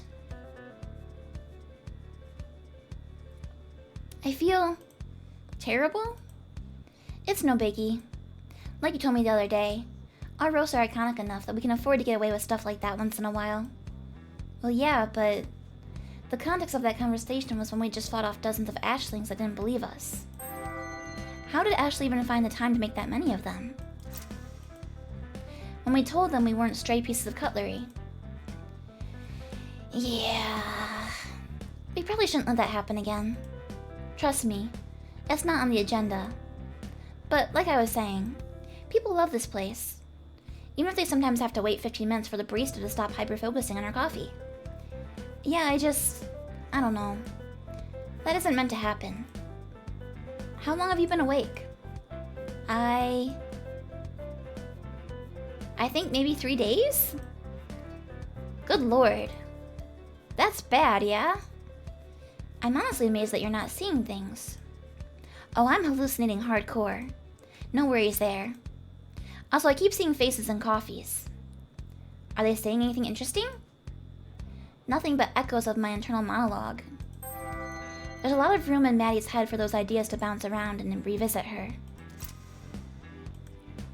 Are they saying her head is empty? More espresso equals less depresso. I'm sure it's a fun time. It's a blast. At least your hands don't need to be too steady to make coffee. See, I would not necessarily agree with that. Shh. Anyway, speaking of coffee, you should make some. I'm already like 15 shots deep, man. I think I'll die if I have any more. No, Maddie. I'm saying you have a job to do. Sorry, I feel like you're trying to lead me into some sort of conclusion here, but... for the customer right here, who I assume is wanting a coffee. Oh! Shoot! My bad. Haven't slept for... What can we get you? 1 latte, 1 soy flat white. Simple things can sometimes pull you back down to earth. At the very least, they're a reason you'd miss having both feet on the ground. Sure thing. Feel free to take a seat. We'll bring them over. Man. Yep. 15 shots though? Really? Because just saying at some point, you're gonna hit a lethal dose. I have some insane tolerance happening up here. There's some things that Maddie has a hard time tolerating. Caffeine isn't one of them. I think. I hope. Right. Well, I respect your right to make a complete idiot out of yourself and die in the process. I'd be a complete hypocrite if I didn't. Huh. I can't believe everyone's gonna know me as the person who killed her boss in a botched necromancy attempt. The only thing worse than getting caught practicing necromancy is getting caught failing at necromancy. You know? That's hella street rep right there. Council's gonna be too afraid of me to screw with me. I don't think they're too intimidated by you, fortunately. Darn it. Let's not worry about them for now, though. What should I worry about instead? Nothing? Buddy. I tried. Hey, actually, where's Ashley? She's sleeping upstairs. We're not gonna get much out of her for a few hours at least. And Keyshawn's gone off somewhere in the terminal with Ned. Jana said last I checked, the lethal dose of coffee is something like 200 cups at the same time.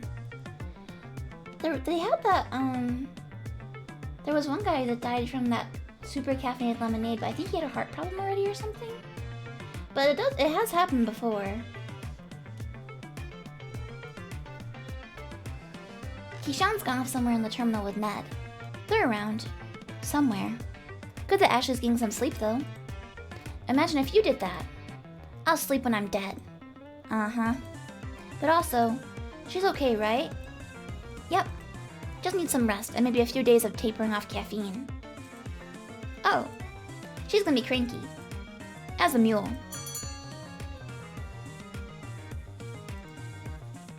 Well, I have that to look forward to. I'm sure it'll be plenty of fun. What can we get you? What roast do you have today? Ah, let me see.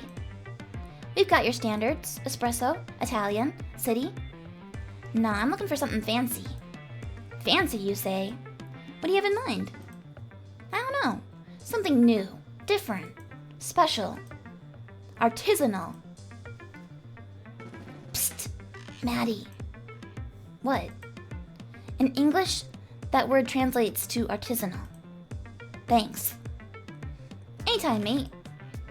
We've got a pretty nice house roast that you might like. What else can you call a coffee that feels like home?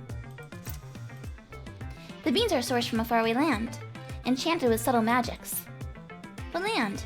Tell me. They're from Brisbane. What else? I'll give you our secret blend if you stop holding up the line. Ah, I'll take it. Go sit down. I'll bring it over to you. What were you gonna give them? I was just gonna take a blowtorch to some espresso beans. For the cultured consumer who can truly appreciate espresso brulee. Come on, Maddie. What? Don't be ridiculous. I don't know what you mean. I mean, that it's a waste of time for you to do that when you've got people to serve. Ah. Be right back. He's gonna take the blowtorch to the espresso beans. Caffeine withdrawal is the worst feeling? Yeah, I struggle with that. I drink too much caffeine, and then anytime I try and stop, I'm like, oh, this is a bad time. But I'm like such a sleepyhead if I don't. I need my chai. Also, hey Dahlia. Hello. Hey Banana. Back serving dead people at a cafe today? Yeah, but sometimes they're alive. We had a big plot twist earlier where someone we thought was dead was actually alive still. And working for the CIA. Day 3, 10:45 a.m. The terminal. God, you weren't kidding. This is awful. How are you able to drink that without your entire face crumbling into dust? It's so dry that it'd give Antarctica a run for its money. Antarctica is a desert. Technically. Shut up. I find it drinkable because it reminds me of good times. Drinkable feels like it should rank right up there with passable for tepid compliments. What? It's thoroughly bad. It reminds me of lost loves. It's very worrying to me that this concentrated bin juice reminds you of a relationship. Oh, if only Maddie knew just how many hearts Che has had to break, and how many times he's had to steal his own. The Coffee Investigation Agency! Yeah! The CIA. Oh, I told you about her. Wait, you're not talking about... Yep, the fugitive. Putting it charitably, there are probably some other words that could be used to describe her. The one who I took in for a few months. Right, he was harvesting a fugitive. Because in this world, when you're supposed to move on, if you refuse to, you have to go on the run. I thought you liked her. I did. The taste reminds me of her because it's smoky. Like licking a friggin' tailpipe. And it has vague hints of iron. I have concerns, Che. Never thought I'd have a succubus drop by, to be honest. Succubi are fabled for going after sleeping victims, but most of them have the decency to wake you up and ask permission first. Corpse Investigation Agency? Oh, maybe that too. Wait, you never told me she was a succubus. Didn't I? Well, I suppose it would have been inappropriate to mention that in front of Ashley. Oh yeah, her head would definitely explode. But yes, she was a succubus. I wouldn't have ever expected a cute demon to crash in my bar, but ended up having a wonderful, if short-lived, relationship. Flings can cram a lot of passion into a few days. Some people think that kind of passion density shouldn't be possible. Attempt one at your own peril. That's actually really sweet. Yeah. But it's still weird that the coffee reminds you of her. But I've heard weirder things. If you don't have an appetite for the unusual, the terminal's a bad place to find a full-time job. If I explained it to you, your head would explode too. Well, you mentioned tailpipes. Well, that's my break time over. Time to get back to work running a cafe doing barista things. I'm gonna go perform some barista-related activities, and you are welcome to join me, I guess. Don't forget to water the plants. Water them yourself. It's your job. Busy, goodbye. I don't know how much longer he has left on this planet. We know Keyshawn is past his expiration date. No, I was gonna say due date. I'm like, no, that's not the right word. That's not it. Are we seriously here just so we can be part of a robot fight club? For real? Is this why I was raised from the dead and sealed in a metal shell? Is that the only reason? Guys, I'm freaking out.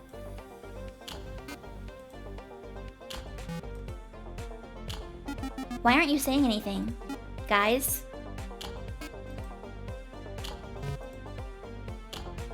Heh, egg puns. Right? I should poach some of them. Seriously? Is this not a big deal to you guys? Nah. We can only fight if we want to. And it's all in good fun. You're really endorsing capturing creatures and forcing them to fight one another? Sure, why not? We play Pokemon in this house. Well, it's not like we really have the capacity to get injured or bleed. Ethics schmethics. Unbelievable. You two are unbelievable. Eh. Hey, is that the sound of someone calling us? I think it might be. Duty calls and all that. Toodles! The catbot is adorable. I got to draw the faces. The game lets you draw the faces on them.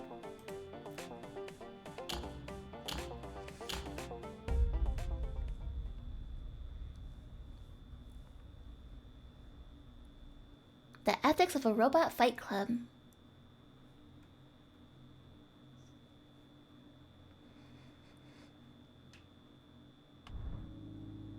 Don't forget to water the plants. I did really well, thank you. I am good at making faces for robots. You should hire me for all your robot face needs.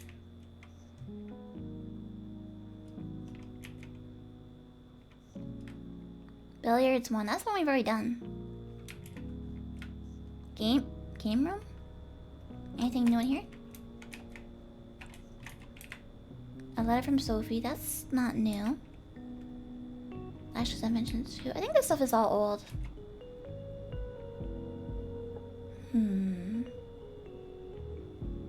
Tanqueray 10?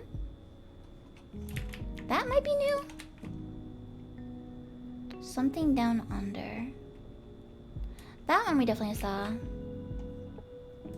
gonna check this one. I wish it was clear which ones you've done and which ones you haven't.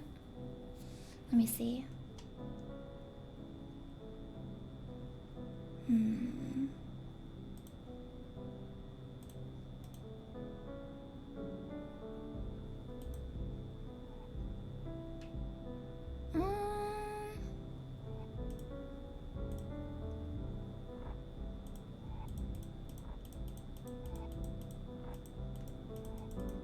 Okay, I think this one is new. I don't recognize this one. Samantha sat alone at the bar, taking occasional sips from a glass of gin.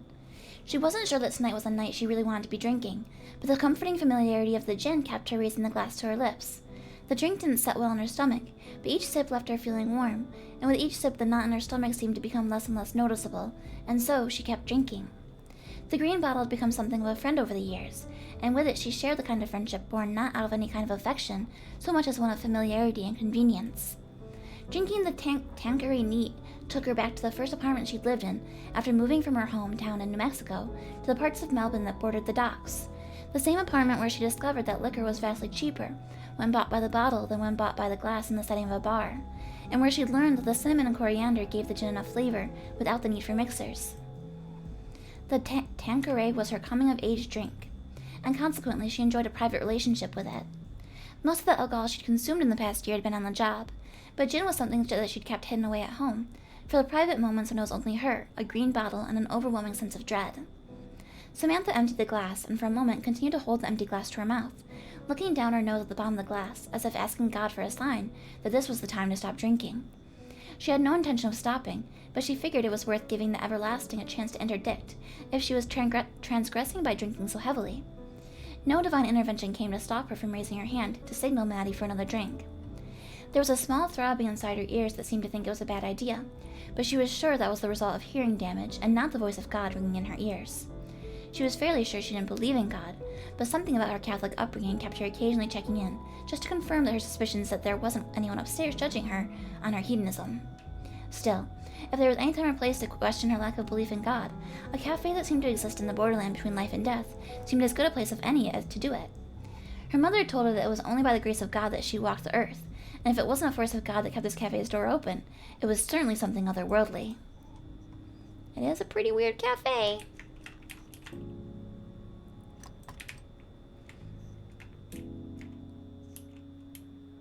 Ah, it's the kiddos. Let's see.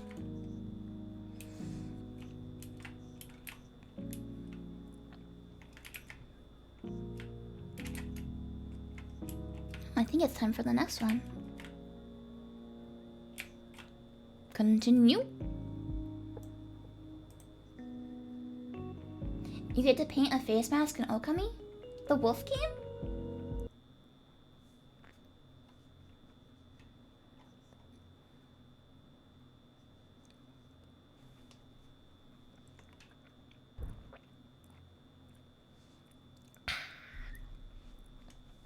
Nice and hydrated.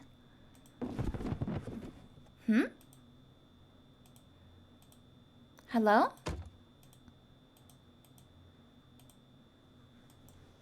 You disguise yourself as a demon. Oh. Some of my friends like that game, but I've never played it myself. I know that there's like the wolf Amaterasu in there or something, right? There's a cute wolf. Ned? These bloody things, I just... Ugh. Now, who's making a mess? Shoot! Don't scare me like that. Yo, mate? You don't look so good. This thing? Yes, Che. It's fine. It very obviously is not. You keep yourself together. Fine. I've only seen this once before. People don't tend to last as long as you or I. And even when they do, it hurts like hell, yeah. Che's never been to hell, but he's pretty sure he wouldn't like it. Does Maddie know about this? No. She's got enough guilt to deal with. I'm sure she just believes I'm uncomfortable like Kashan is. What stage is he at? Headaches? Memory loss? We had a bit of a chat about it yesterday. Che. I know. I'm not staying much longer. I'll stop disturbing the balance before long. Balanced just means that things aren't changing. That's not always a good thing. Some balances need to be upset. Damn the balance. You're falling apart as I watch. Like I said, I'm not staying long. I cannot believe Maddie is presumptuous. Maddie likes to presume things. It's easy, and it reduces the amount of time she has to spend listening to other people talking. Hey, cut it out. She realizes that she messed up. And she's doing her best to make amends. Surely it's too late for that. I don't think so. Come on, come sit down. Things aren't that bad. No? No. I might be dying, and I might be having to deal with a lot of pain and guilt, but... Guilt? I feel like I failed as a mentor for Maddie. She's not going to regain her confidence for a long time, I think. It's even harder to regain your confidence when you've got no one to confide in. In necromancy? And just in general. It's easy to second-guess yourself over every little decision after something big like this happens. I'd appreciate it if she second-guessed herself a little more often, to be honest. I'm sure you would. Anyway, aside from the pain, and the guilt, and the impending death... Impending death might be the worst kind of death. When death comes, you don't have to worry about it anymore. I feel quite good. Yeah, you sound like you're doing great. I'm just happy that she doesn't feel like she has to save me anymore. Even if that's just a result of her not managing to pull off the ritual. I don't feel like it was ever about the ritual, was it? No. We tried it the first time just because we were feeling like doing something risky. Something that could give us a little extra breathing room. Breathing room for... getting the council off our backs, actually. Getting some space to pursue our studies without outside interference. It's hard to study when someone is constantly looking over your shoulder, especially when you're studying things that you're not supposed to be. Ah. But even that was just, I don't know, Maybe motivated by spite or something? You've got plenty of reasons to feel that way towards us. I don't feel that way towards you, mate. You know that, right? I have some doubts. You might be a constant needle in my side, but you're also one of my oldest friends. And that means a lot more than any sort of affiliation with a bunch of snobbish prudes who wouldn't know innovation if it slapped them in the face. Oof. That doesn't mean I don't miss the good times we had. We were undermining governments before it was cool. Mean the prank letters we kept sending to the Parliament in '77? The Council of Death isn't the only governing body that the Terminal's residents have semi-permanent beef with. Subversive pushes for real democracy. Uh-huh. You know, even when I met you, you seemed like you'd never die. I didn't know anything about you, but you had a weird energy around you. I didn't plan on it, really. The plan was to stick around for as long as I wanted to, and then move onwards when I felt like it. A rolling stone might be plummeting towards danger, but at least it's not gathering any moss. Do you feel like moving on? I'm getting more comfortable with the idea. Icarus didn't want to fall into the ocean either, but everything's gotta fall out of the sky at some point, and Maddie was just trying to catch me. You're not actually okay with this. No, I'm not. Lying to myself is easier than admitting that. I'm gonna miss you, mate. Chase never tried to draw attention to himself, and yet his absence is always felt. I hope you won't forget me. Forget you? I'm gonna stick a photo of you up on the wall in our office. Big one. But seriously, I want you to know that you've been a good friend, even though we've taken different paths. When they caught me and pressed me into service, seeing you again was the thing that really brought me back to life. Made me realize I could live like this, stuck here. Because there was nobody else left for me. Nobody who could see me at least, you know? I won't forget that. That means a lot to hear. Thank you, friend.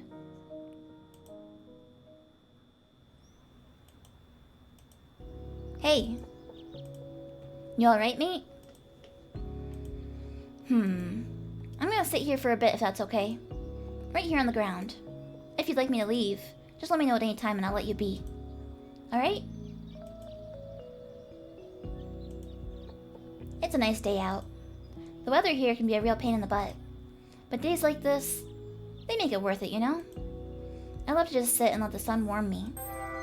Sometimes when basking in the sun, when basking in the sun on a lazy afternoon, Shay really does start to feel like everything's going to be alright. It's been a couple of weeks since it happened now, and I feel like the sun's warmth is the only thing that really helps me pull myself together. Yeah, what you're feeling? I'm feeling it too, pretty intensely. Don't worry, it's gonna be okay. A few times a day, I totally lose myself. As in, my sense of self. And also my physical self. But if you plan on sticking around and taking up a position with the council, that'll go away. You definitely don't want to stick around as long as I have. Not to assume intent or anything. I just had a hunch seeing as you were talking to Ned. They're not evil. They're just impartial, which is its own kind of cruelty. I wouldn't judge you if you want to stay either. There are plenty of delights hidden in Melbourne's dark corners. Ned can show you around, if you ask nice enough. I'm sorry, mate. I've got to ask. Is this helping at all? Because I'm honestly happy to sit here in silence. I thought you'd appreciate a yarn, though. A yarn. A yarn. I've heard people say that. Nah, it's fine. Alright. So fun things in Melbourne. I suppose this story starts around the 1860s when I first came over. Learned the language pretty quick. Not that it helped with dealing with the colonials. What did you come over for? Gold. Same as everyone else. And so...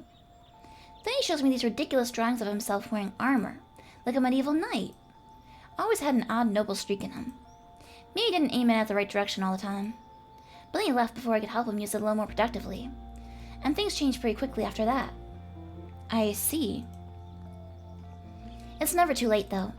Maybe you'll be able to help him rekindle it, eh? Keep an eye on the candle. Sometimes you need to let it get dim, just to remind ourselves of why you need to keep it burning.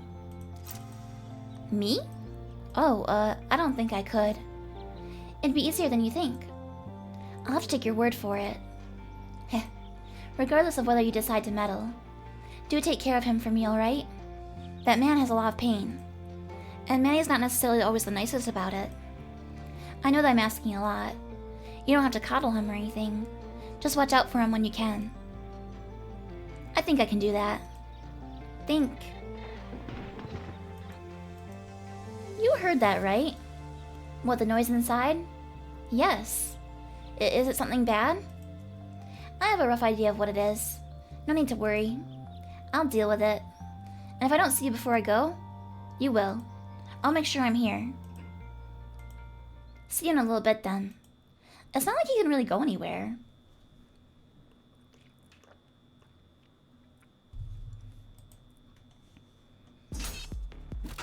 Robot Fight Battle Fight Club. Get him, Cooper! Make your creator proud.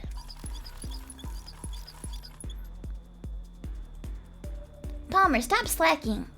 Duck and weave. Kick his butt. That's an order.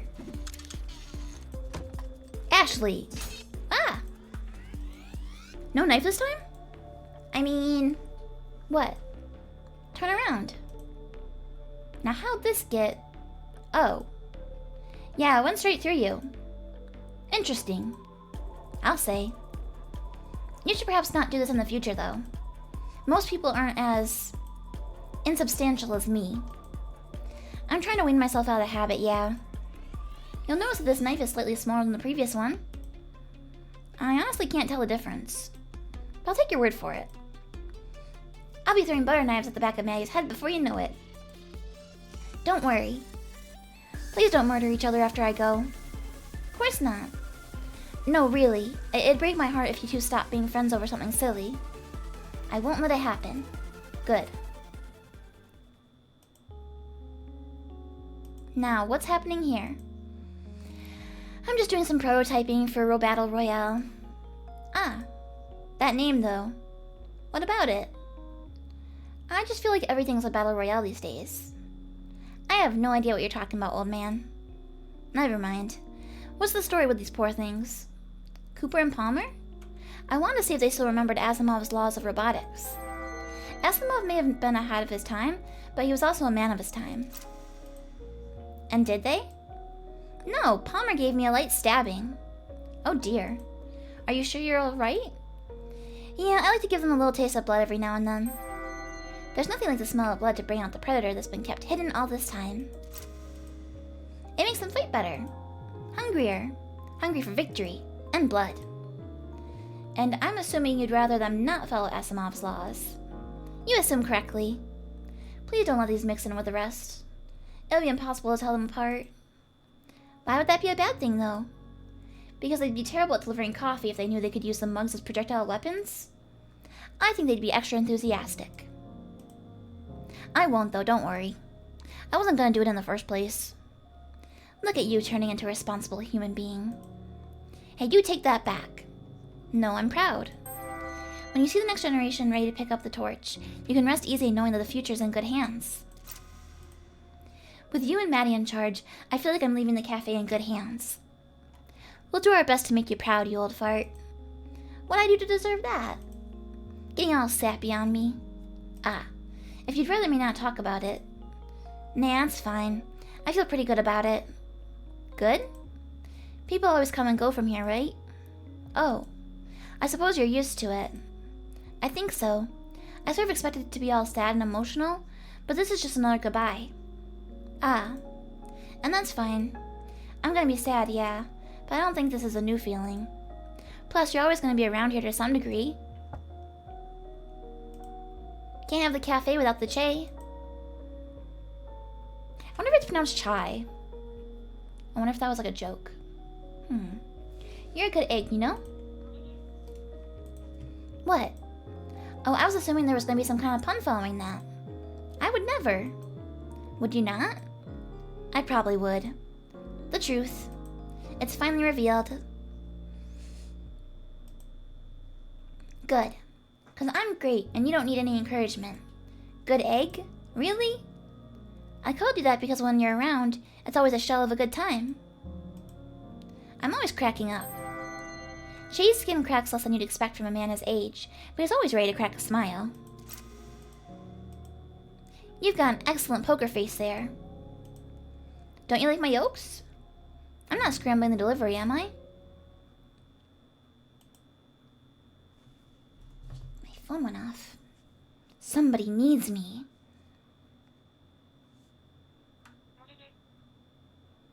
It's PAX. There's a preview for the PAX East schedule, but it's not for a couple more months. It's not until May this year. Whoa, here you go. Let me know if I can get you anything else. Can't leave you for a moment without you being mean to the customers, can I? You gotta stop appearing out of nowhere, man. You're gonna give me heart palpitations. When your heart starts pounding violently inside of your chest, you start to realize just how much you take the thing for granted. But you didn't even jump. I'm very startled, internally. Maddie wears her emotions on the inside of her sleeve. Well, enjoy it while you can. You're gonna keep using that excuse for everything, aren't you? Might as well, right? I guess I'll let you get away with it. How generous. But you gotta come downstairs and help me figure out some stuff. What sort of stuff? Science stuff. You want to troubleshoot the ritual, don't you? When you go to shoot trouble, bring a long barrel, a good scope, and a patient trigger finger. Yep. And you're sure you want to do that instead of anything else? Uh-huh.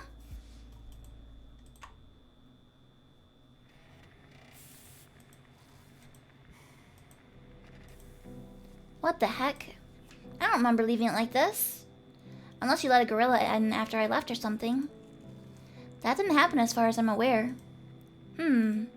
Oh, duh. I'll just tap into the building's subliminal memory. And here. That absolute rat bag. Magic caps, exotic chalks. And not a single thought for how they're used or for obtaining the proper import license or... Arg. I'm gonna have to shut it down. No question. Ah, shoot. Well, that's not a good sign. Not surprising, though. That's a problem for later.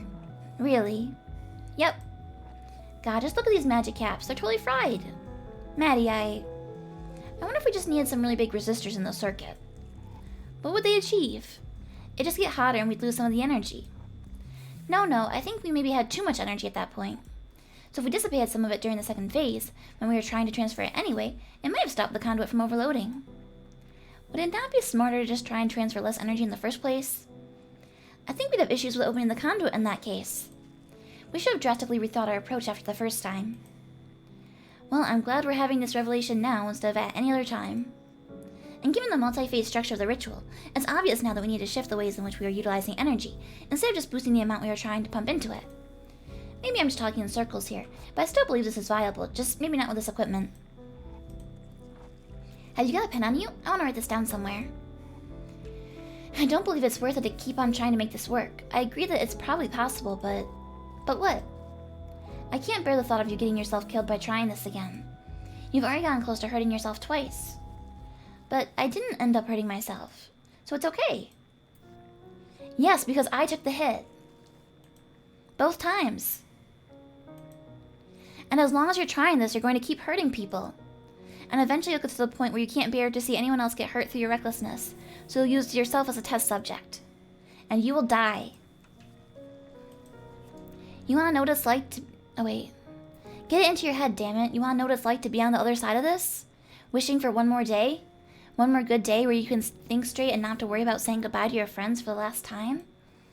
I keep telling everyone that I'm fine with this, that my time was up anyway. Guess what? It's a lie. I was lying to myself and to everyone else. I'm terrified of leaving, and I'm mad too. Of course I'm mad. One life is never enough for me. I feel incredibly guilty, Maddie. Any feeling of yours is mine because I didn't teach you well enough. I'm too far gone to fix things, but not too far gone to care. But please give me this. Don't throw everything away. Nothing is more important than this.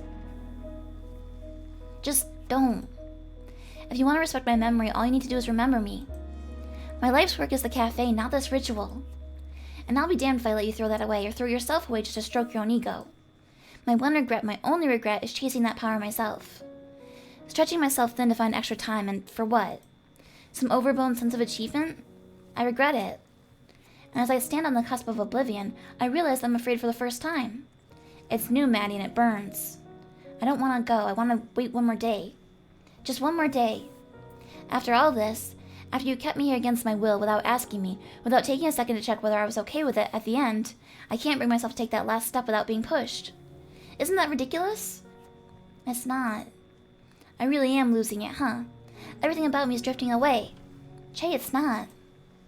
I'm sorry. Let me finish. I shouldn't have forced you to stay. You're right. And everything you've said is fair and valid and understandable. Except for one thing. You might not feel like it, but you're still the Che I know and love. Doing your best to take care of everyone, keeping them safe from anything that would get in their way, and giving them the space to work things out themselves when they need to. I tried to follow your example, but I guess I just didn't stick the landing on that last bit. I wish I could give this another shot, right from the start. You said earlier that having me in your life was a privilege. Che, the privilege is all mine. You feel guilty for this, and that's fair, but you've changed my life for the better in 1,000 different ways. And I think a lot of other people could say the same. I don't blame you. Maybe one day soon I'll be able to stop blaming myself too. I'm sorry for yelling. You didn't deserve that. It's okay. And, you know, it's okay to be scared. You can't practice dying. There's no test run for that. Even if we pulled off the ritual, it'd only have given you a month or two before things started getting bad again. Oh, really? Oh, I thought it was like a long-term solution, but it's not. But desperate times call for desperate measures, yeah. Look at us. Pair of saps, aren't we? I feel like it's healthy, like eating your emotional vegetables. Now this conversation is more like spinach. As in good in a quiche, or...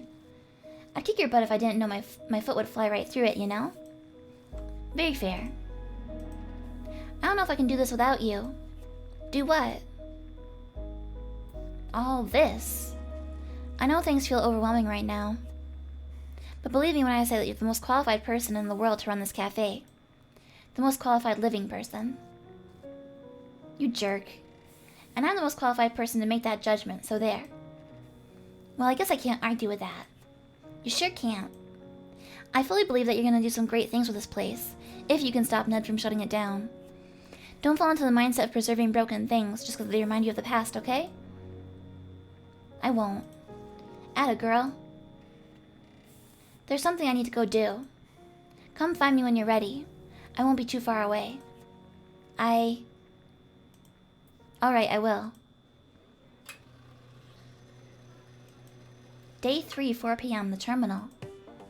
No, not like that. Like this. But you said not to tamp it too hard. Look at it. The coffee just fell out. You gotta tamp it hard enough to do it so that it doesn't fall out. Well, you could have told me that before. I didn't expect you to just lightly tap it. Ah. Hey, is this gonna take much longer? I got somewhere to be. It'll be just a moment. It's just a short black. How are you finding this hard? I got this. Acceptable. Sometimes you just have to take what life gives you. Hey, that was meant to be mine, right? We're just exploring synergies and working on disrupting the coffee industry. Please bear with us for just a moment longer. Again. No. Don't worry, mate. You're doing fine. Are you gonna make my coffee? Actually, we're gonna close up for tonight. What? But it's not even getting dark yet. What sort of crappy coffee joint closes at 5 in the afternoon? Well, basically every place in Adelaide, I think. But we're not there. We're in Melbourne. So just go find coffee somewhere else. Unbelievable. What? What gives, old man? I'm closing because I want to spend time with you lot. Yourself included, Ned. I was beginning to think you'd forgotten about me. Of course not. How long are you planning on sticking around? Not much longer, you old curmudgeon. Ned's temper has always been his undoing. I didn't mean it like that. I know. You should all sit down. I'll make us drinks. So I've decided that this is it. I'm gonna head off in a little while. You sound pretty calm about it. I am calm. So I suppose this is... not yet. Alright.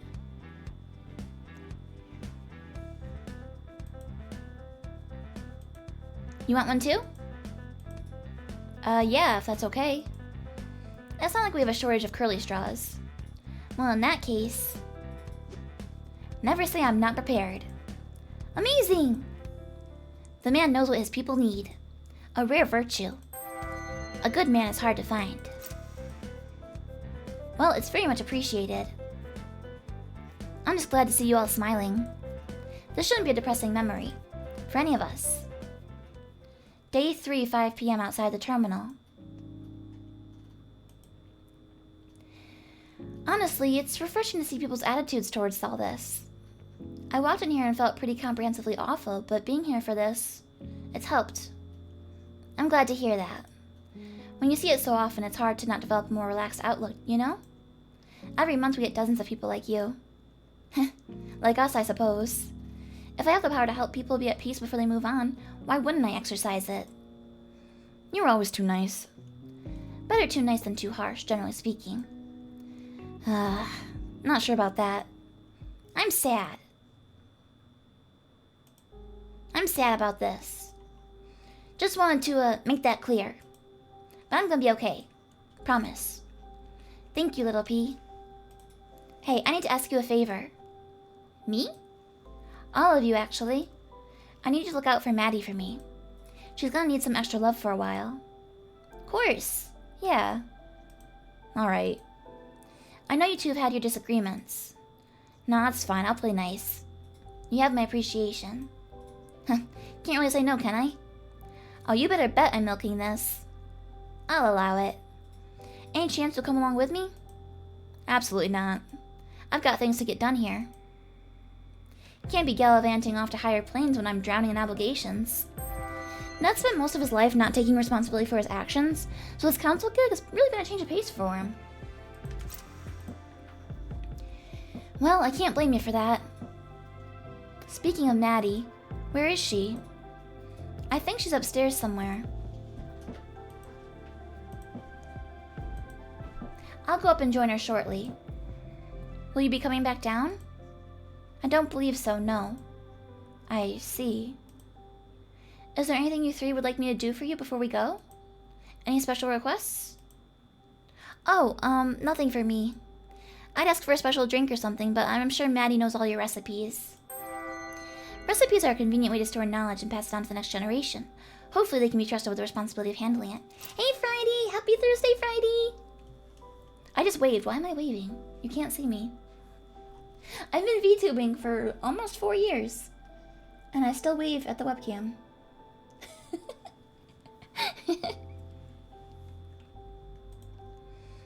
You'd be correct there, Ashley.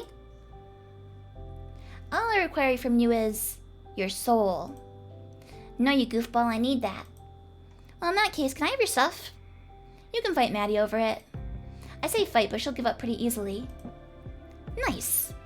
Ned? Anything you want before I go? Hi, Rustam. Hello. Don't leave me. Ned always told himself this day would come, but he never really believed it. Sorry, I didn't catch that. Don't worry about it. I ought to be doing things for you anyway. Running errands, grabbing milk from the servo, you know. Heh. Man, the sun's getting low. I gotta go in a moment, I'm afraid. Are you scared? Nah. Cool. Oof. Feeling old. Not half as old as you deserve to be feeling, I reckon. Trust me, I'm feeling it. Now, oof. I'm gonna miss ya. I'm gonna miss you too. I wish you didn't have to go. Me too. It's been cool. Definitely. I'm glad you came in. Yeah, me too. Maybe I'll see you someday in the future. I'd like that. Not too soon, though. Of course. Ned, I've gotta go.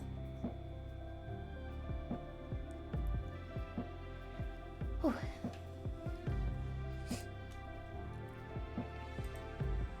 Still can't believe you were the first one of us to go. Life is full of surprises.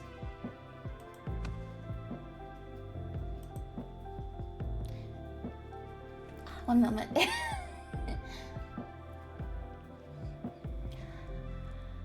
Wherever I end up, I promise there'll be a place for you there. Any place can be a home if you've got friends to keep you company. Thank you. I'll always be proud of you no matter what. Alright, enough of that. Fair enough, I'll see you around, mate. And you.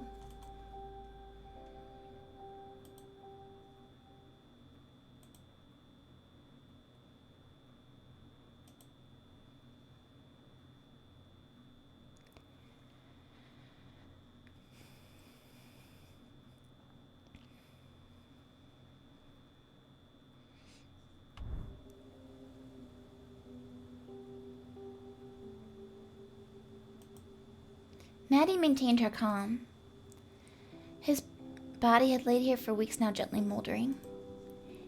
He'd refused to visit again after the first time. She didn't blame him. Can you really expect anyone to be cheery about the prospect of sweeping leaves off of their own grave? But she didn't mind doing that job anyway. She'd always liked gardening, bring things to life.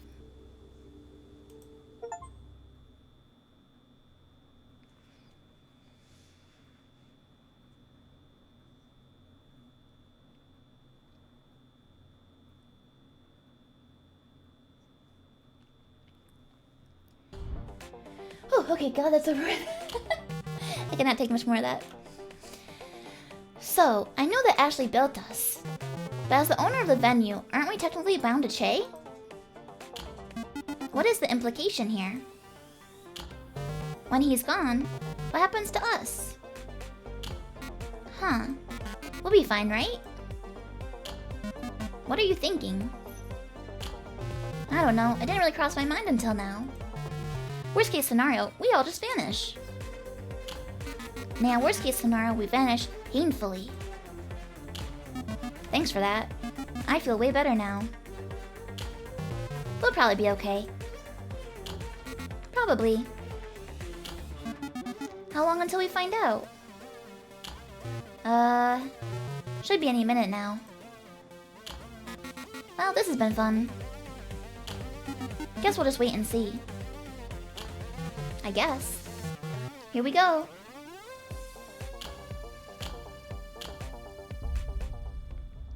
Not the robots too.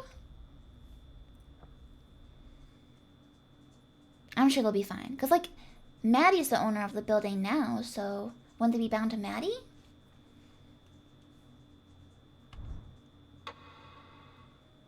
I hope you won't forget me.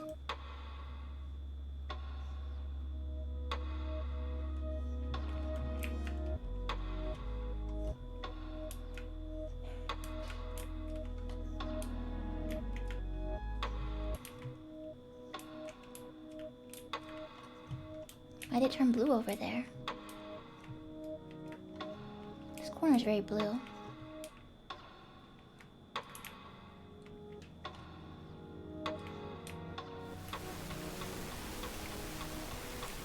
Oh, I thought we were Maddie, but I think we're Che.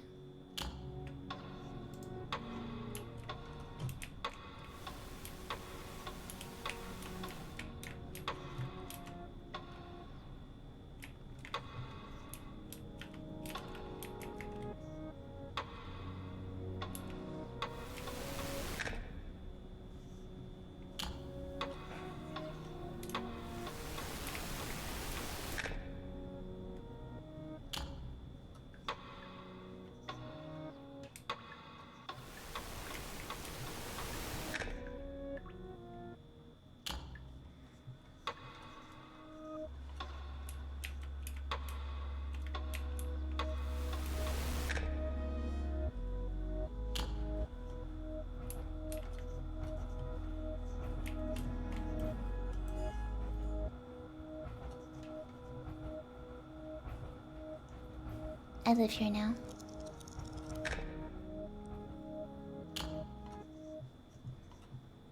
Oh, was this the island that Maddie's on?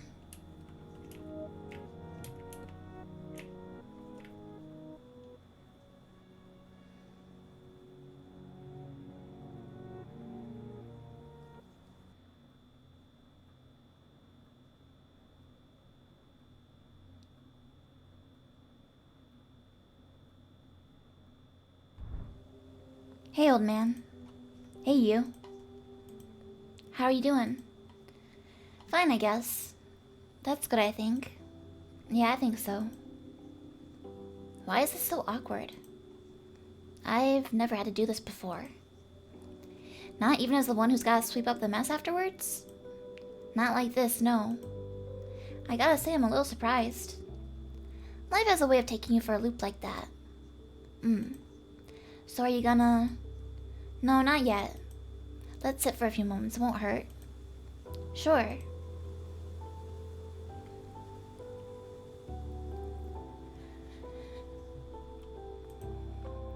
I'm sorry if this is kind of weird, but I can't get over this one thing. I'm here, sitting right here. But I'm also over there, you know? Feeling a little conflicted about it? Definitely. So you could say you're of two minds about it. I'm not gonna dignify that with a laugh. Well, I can't say I didn't try. But seriously, that's my grave. My body's right there. How weird is that? It is pretty weird, yeah. I don't feel quite as weird as I did when I was helping you bury it, though. Fair. Grave digging. All the manual labor of gardening, but with none of the rewards. You don't reckon I'm gonna grow into a beautiful tree? Buddy, you're already a wise old oak. Dead wise old oak. Struck by lightning, yeah. So you don't think anything's gonna grow out of me? Well, not unless you swallowed a bunch of seeds without me noticing. Afraid not. I don't really know what you're meant to do when you're about to pass on. I'm not prepared at all. Am I meant to be doing, like, extra self-care or something? You're better at all that stuff than I am. Yeah, man. Get yourself a bath bomb, light some candles, charcoal face mask. The whole shebang. Is that supposed to sound appealing? Yep. God, I'm out of touch. I made a bath bomb once, but it flattened a city block. And then some. Goodness, you were such a hellion. That's why I took you in. 'Cause I saw that attitude in you too. Bomb-making revolutionary? No, you're a born pioneer. When you put your mind to something, you'll never stop pursuing it until you get it done or kill yourself in the process. Huh. I'll try to avoid getting into the habit of assembling bombs then. Phew. Don't get me wrong though, the bath bomb in question was definitely meant to be the sort that smells nice. For real. It was just a little bit too fragrant in the end. Amazing. That aside, I think it's hard to mess up lighting some candles, probably. You think I just carry scented candles with me wherever I go? Yes? Driving the band? Okay, bye kitty, drive safe. Have fun at band. I don't know what to tell you, man. I don't have any. Damn it.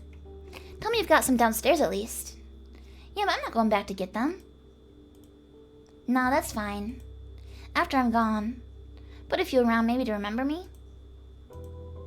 I'll light them all up for you, don't worry. Cafe's gonna stink of chamomile for weeks. That's perfect. Now, I think it's about time. What do you think? This one's your call. As it should have been the whole time. Come on, let's go have a look at your work, eh?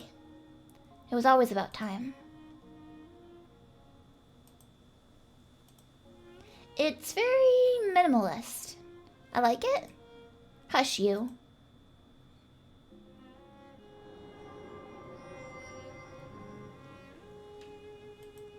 Ah, the dramatic reveal. Very swish. Can't write history till it happened. No, I suppose not. What's this written down here? Maggie, did you put poetry on my headstone? Pff, give it a read. We see but dimly through the mists and vapors, amid these earthly damps. What seems to us but sad funeral tapers may be heaven's distant lamps. That's comforting. Chin up, old friend. It's just another step.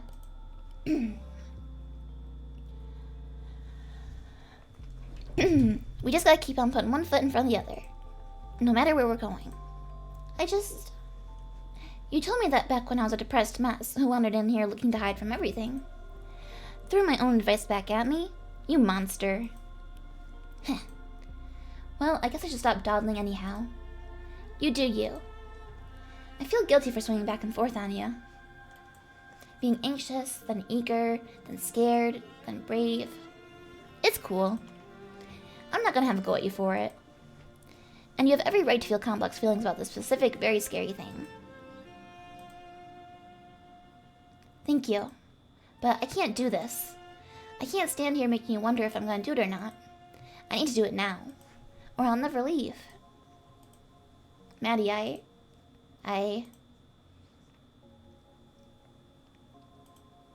It's okay, mate. Take a deep breath. Take it in. Let it all out. Okay. Alright. Maddie, yeah? You got this.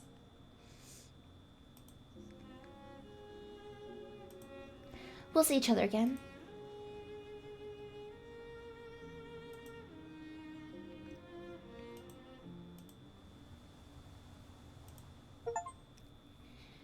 Huh.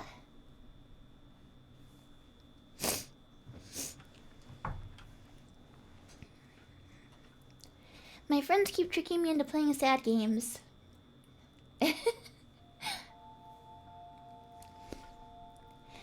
My friends always gift me games, and I'm like, oh yeah, I'll stream them. And then they end up being sad games. Why? Why do they do this to me?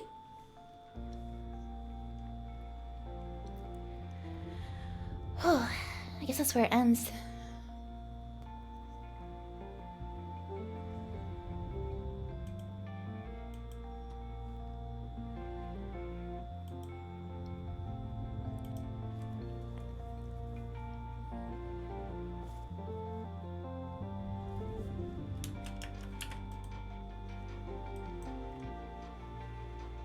Okay, we have to be patient for the credits.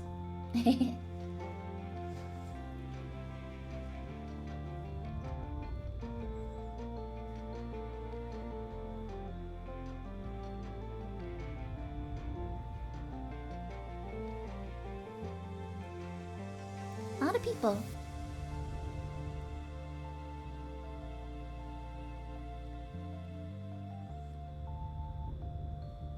And glub glub, thanks, Jen.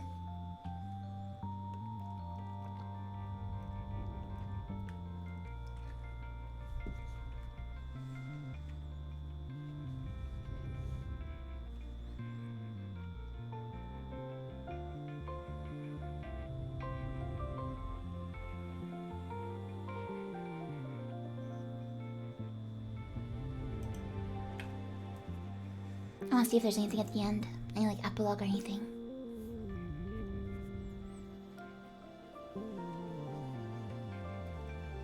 That's a cute logo, using the T as a little palm tree.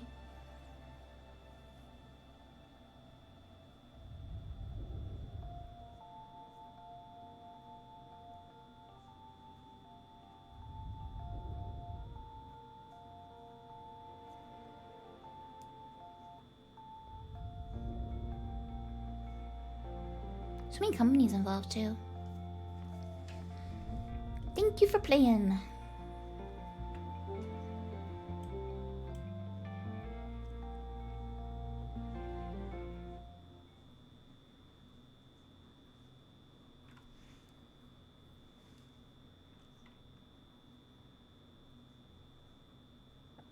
Now let's see if there's any epilogue kind of stuff, or if we get booted to the title screen.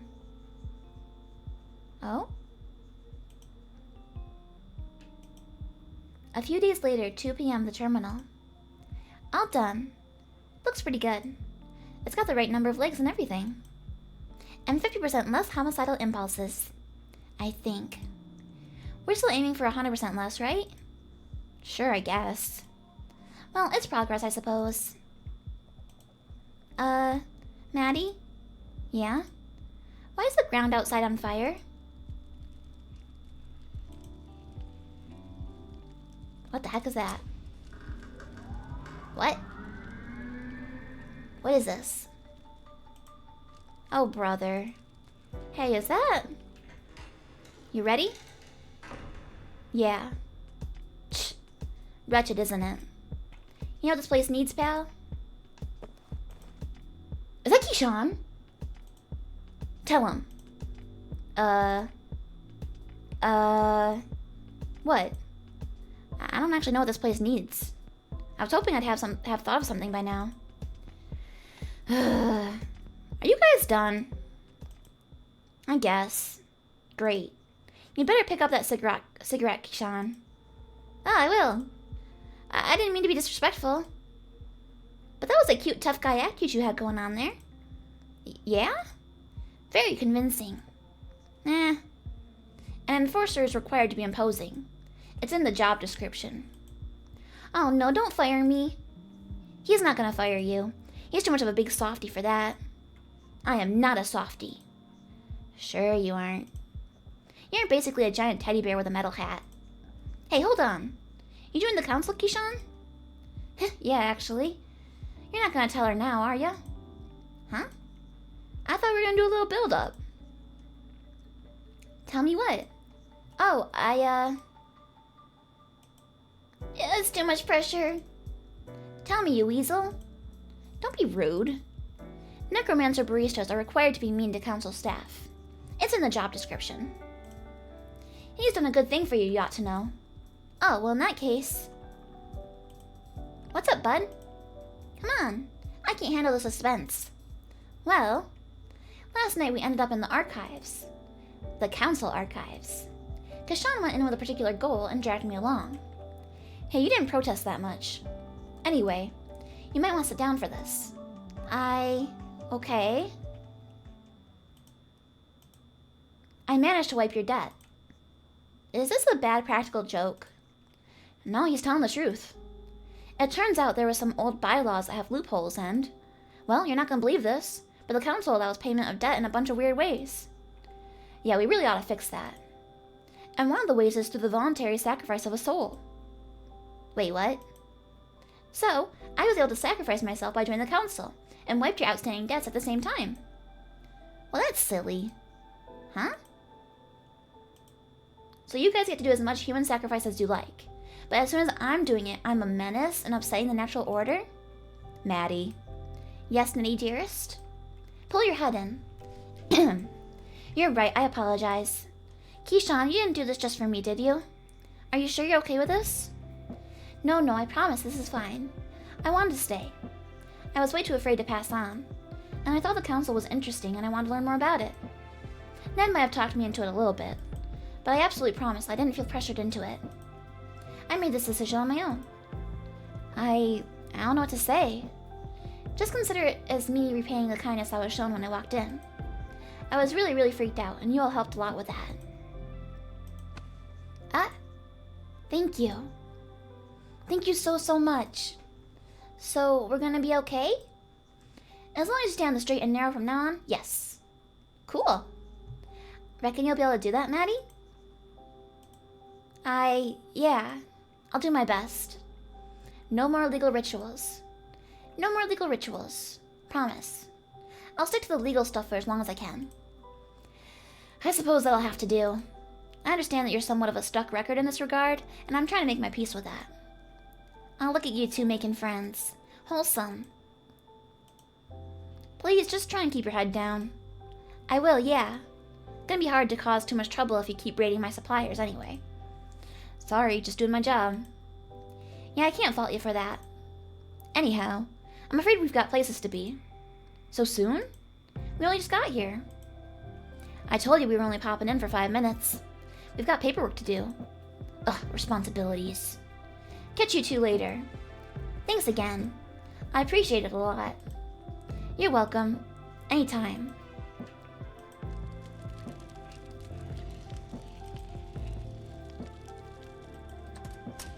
Quite the dramatic entrance and exit. Ugh, I'm gonna have to scrub those off. Are we gonna do it now? Nah, I'll do it later. Right now, though, everything's pretty calm, so I was thinking we might close up early. Now what? Damn it, what is it now? Oi! You better clean that up, you little monster. Is it trying to tell us something?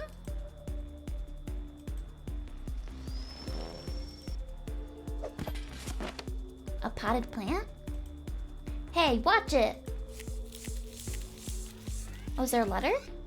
It's a plant? What's with the envelope? Smells nice. What's the card say? It's from Che. The time for regrets and apologies is long past. All we can do is look forward to the future with a smile on our faces. Don't obsess over what could have been, please. I know you're gonna do great things and you don't need my help for that.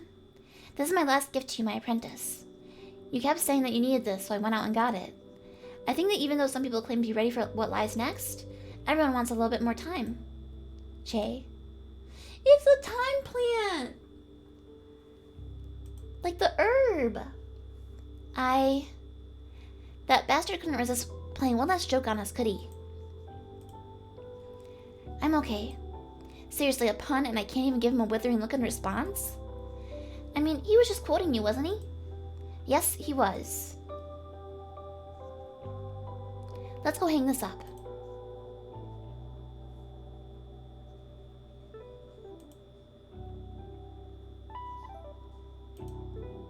I know it's just us two now, but I think I'll always be here in some form, right? I think so, yeah. We can't get rid of him that easily. Alright, let's close up. What are we gonna do? I was thinking of heading to the hardware store. Everyone keeps saying we need more plants in here. Why stop at one?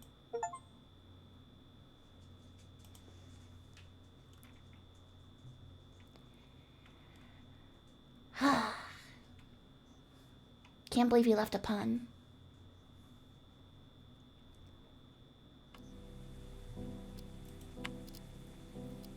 See, some of this stuff is locked.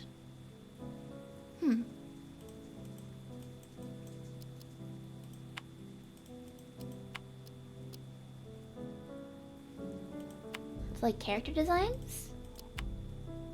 That one's cute.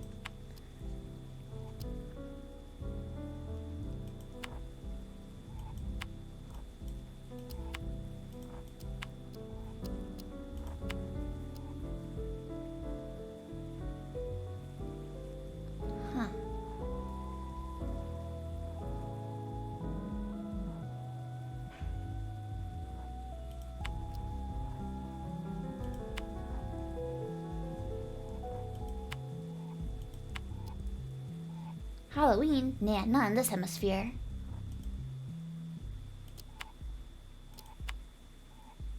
Oh, Beth. So they drew some of the characters. That's cool. Like the ones that we saw in the stories, but we never actually like visually saw.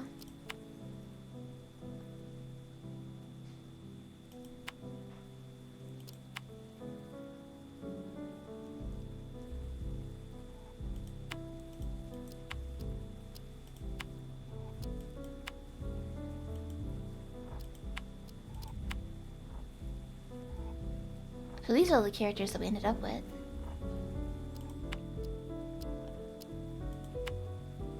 Gameplay trailers. Storyboards.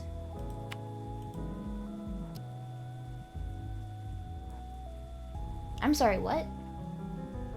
Is that a ball gag on her neck? I don't know what's going on here, but I don't like it.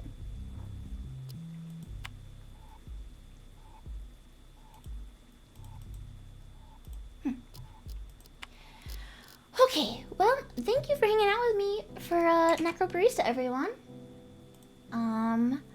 Let's see which of our friends are on that we can raid. I know Nap was streaming earlier. Let's see if she's still streaming. If she is, we'll raid Nap. No, looks like she's not on.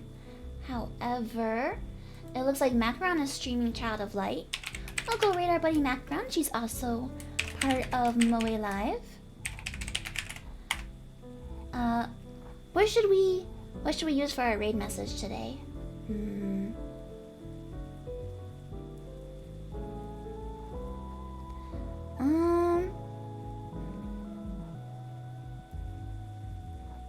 I can't think of anything clever.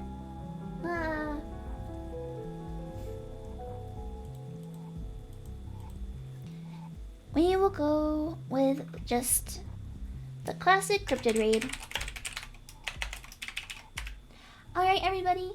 Have a good rest of your Thursday. I hope you have a good evening, and maybe I'll see you tomorrow. Tomorrow I'll be back to doing Fields of Mystria. We had an update recently, and I'm looking forward to smooching dragons. Alright, everyone. Bye-bye.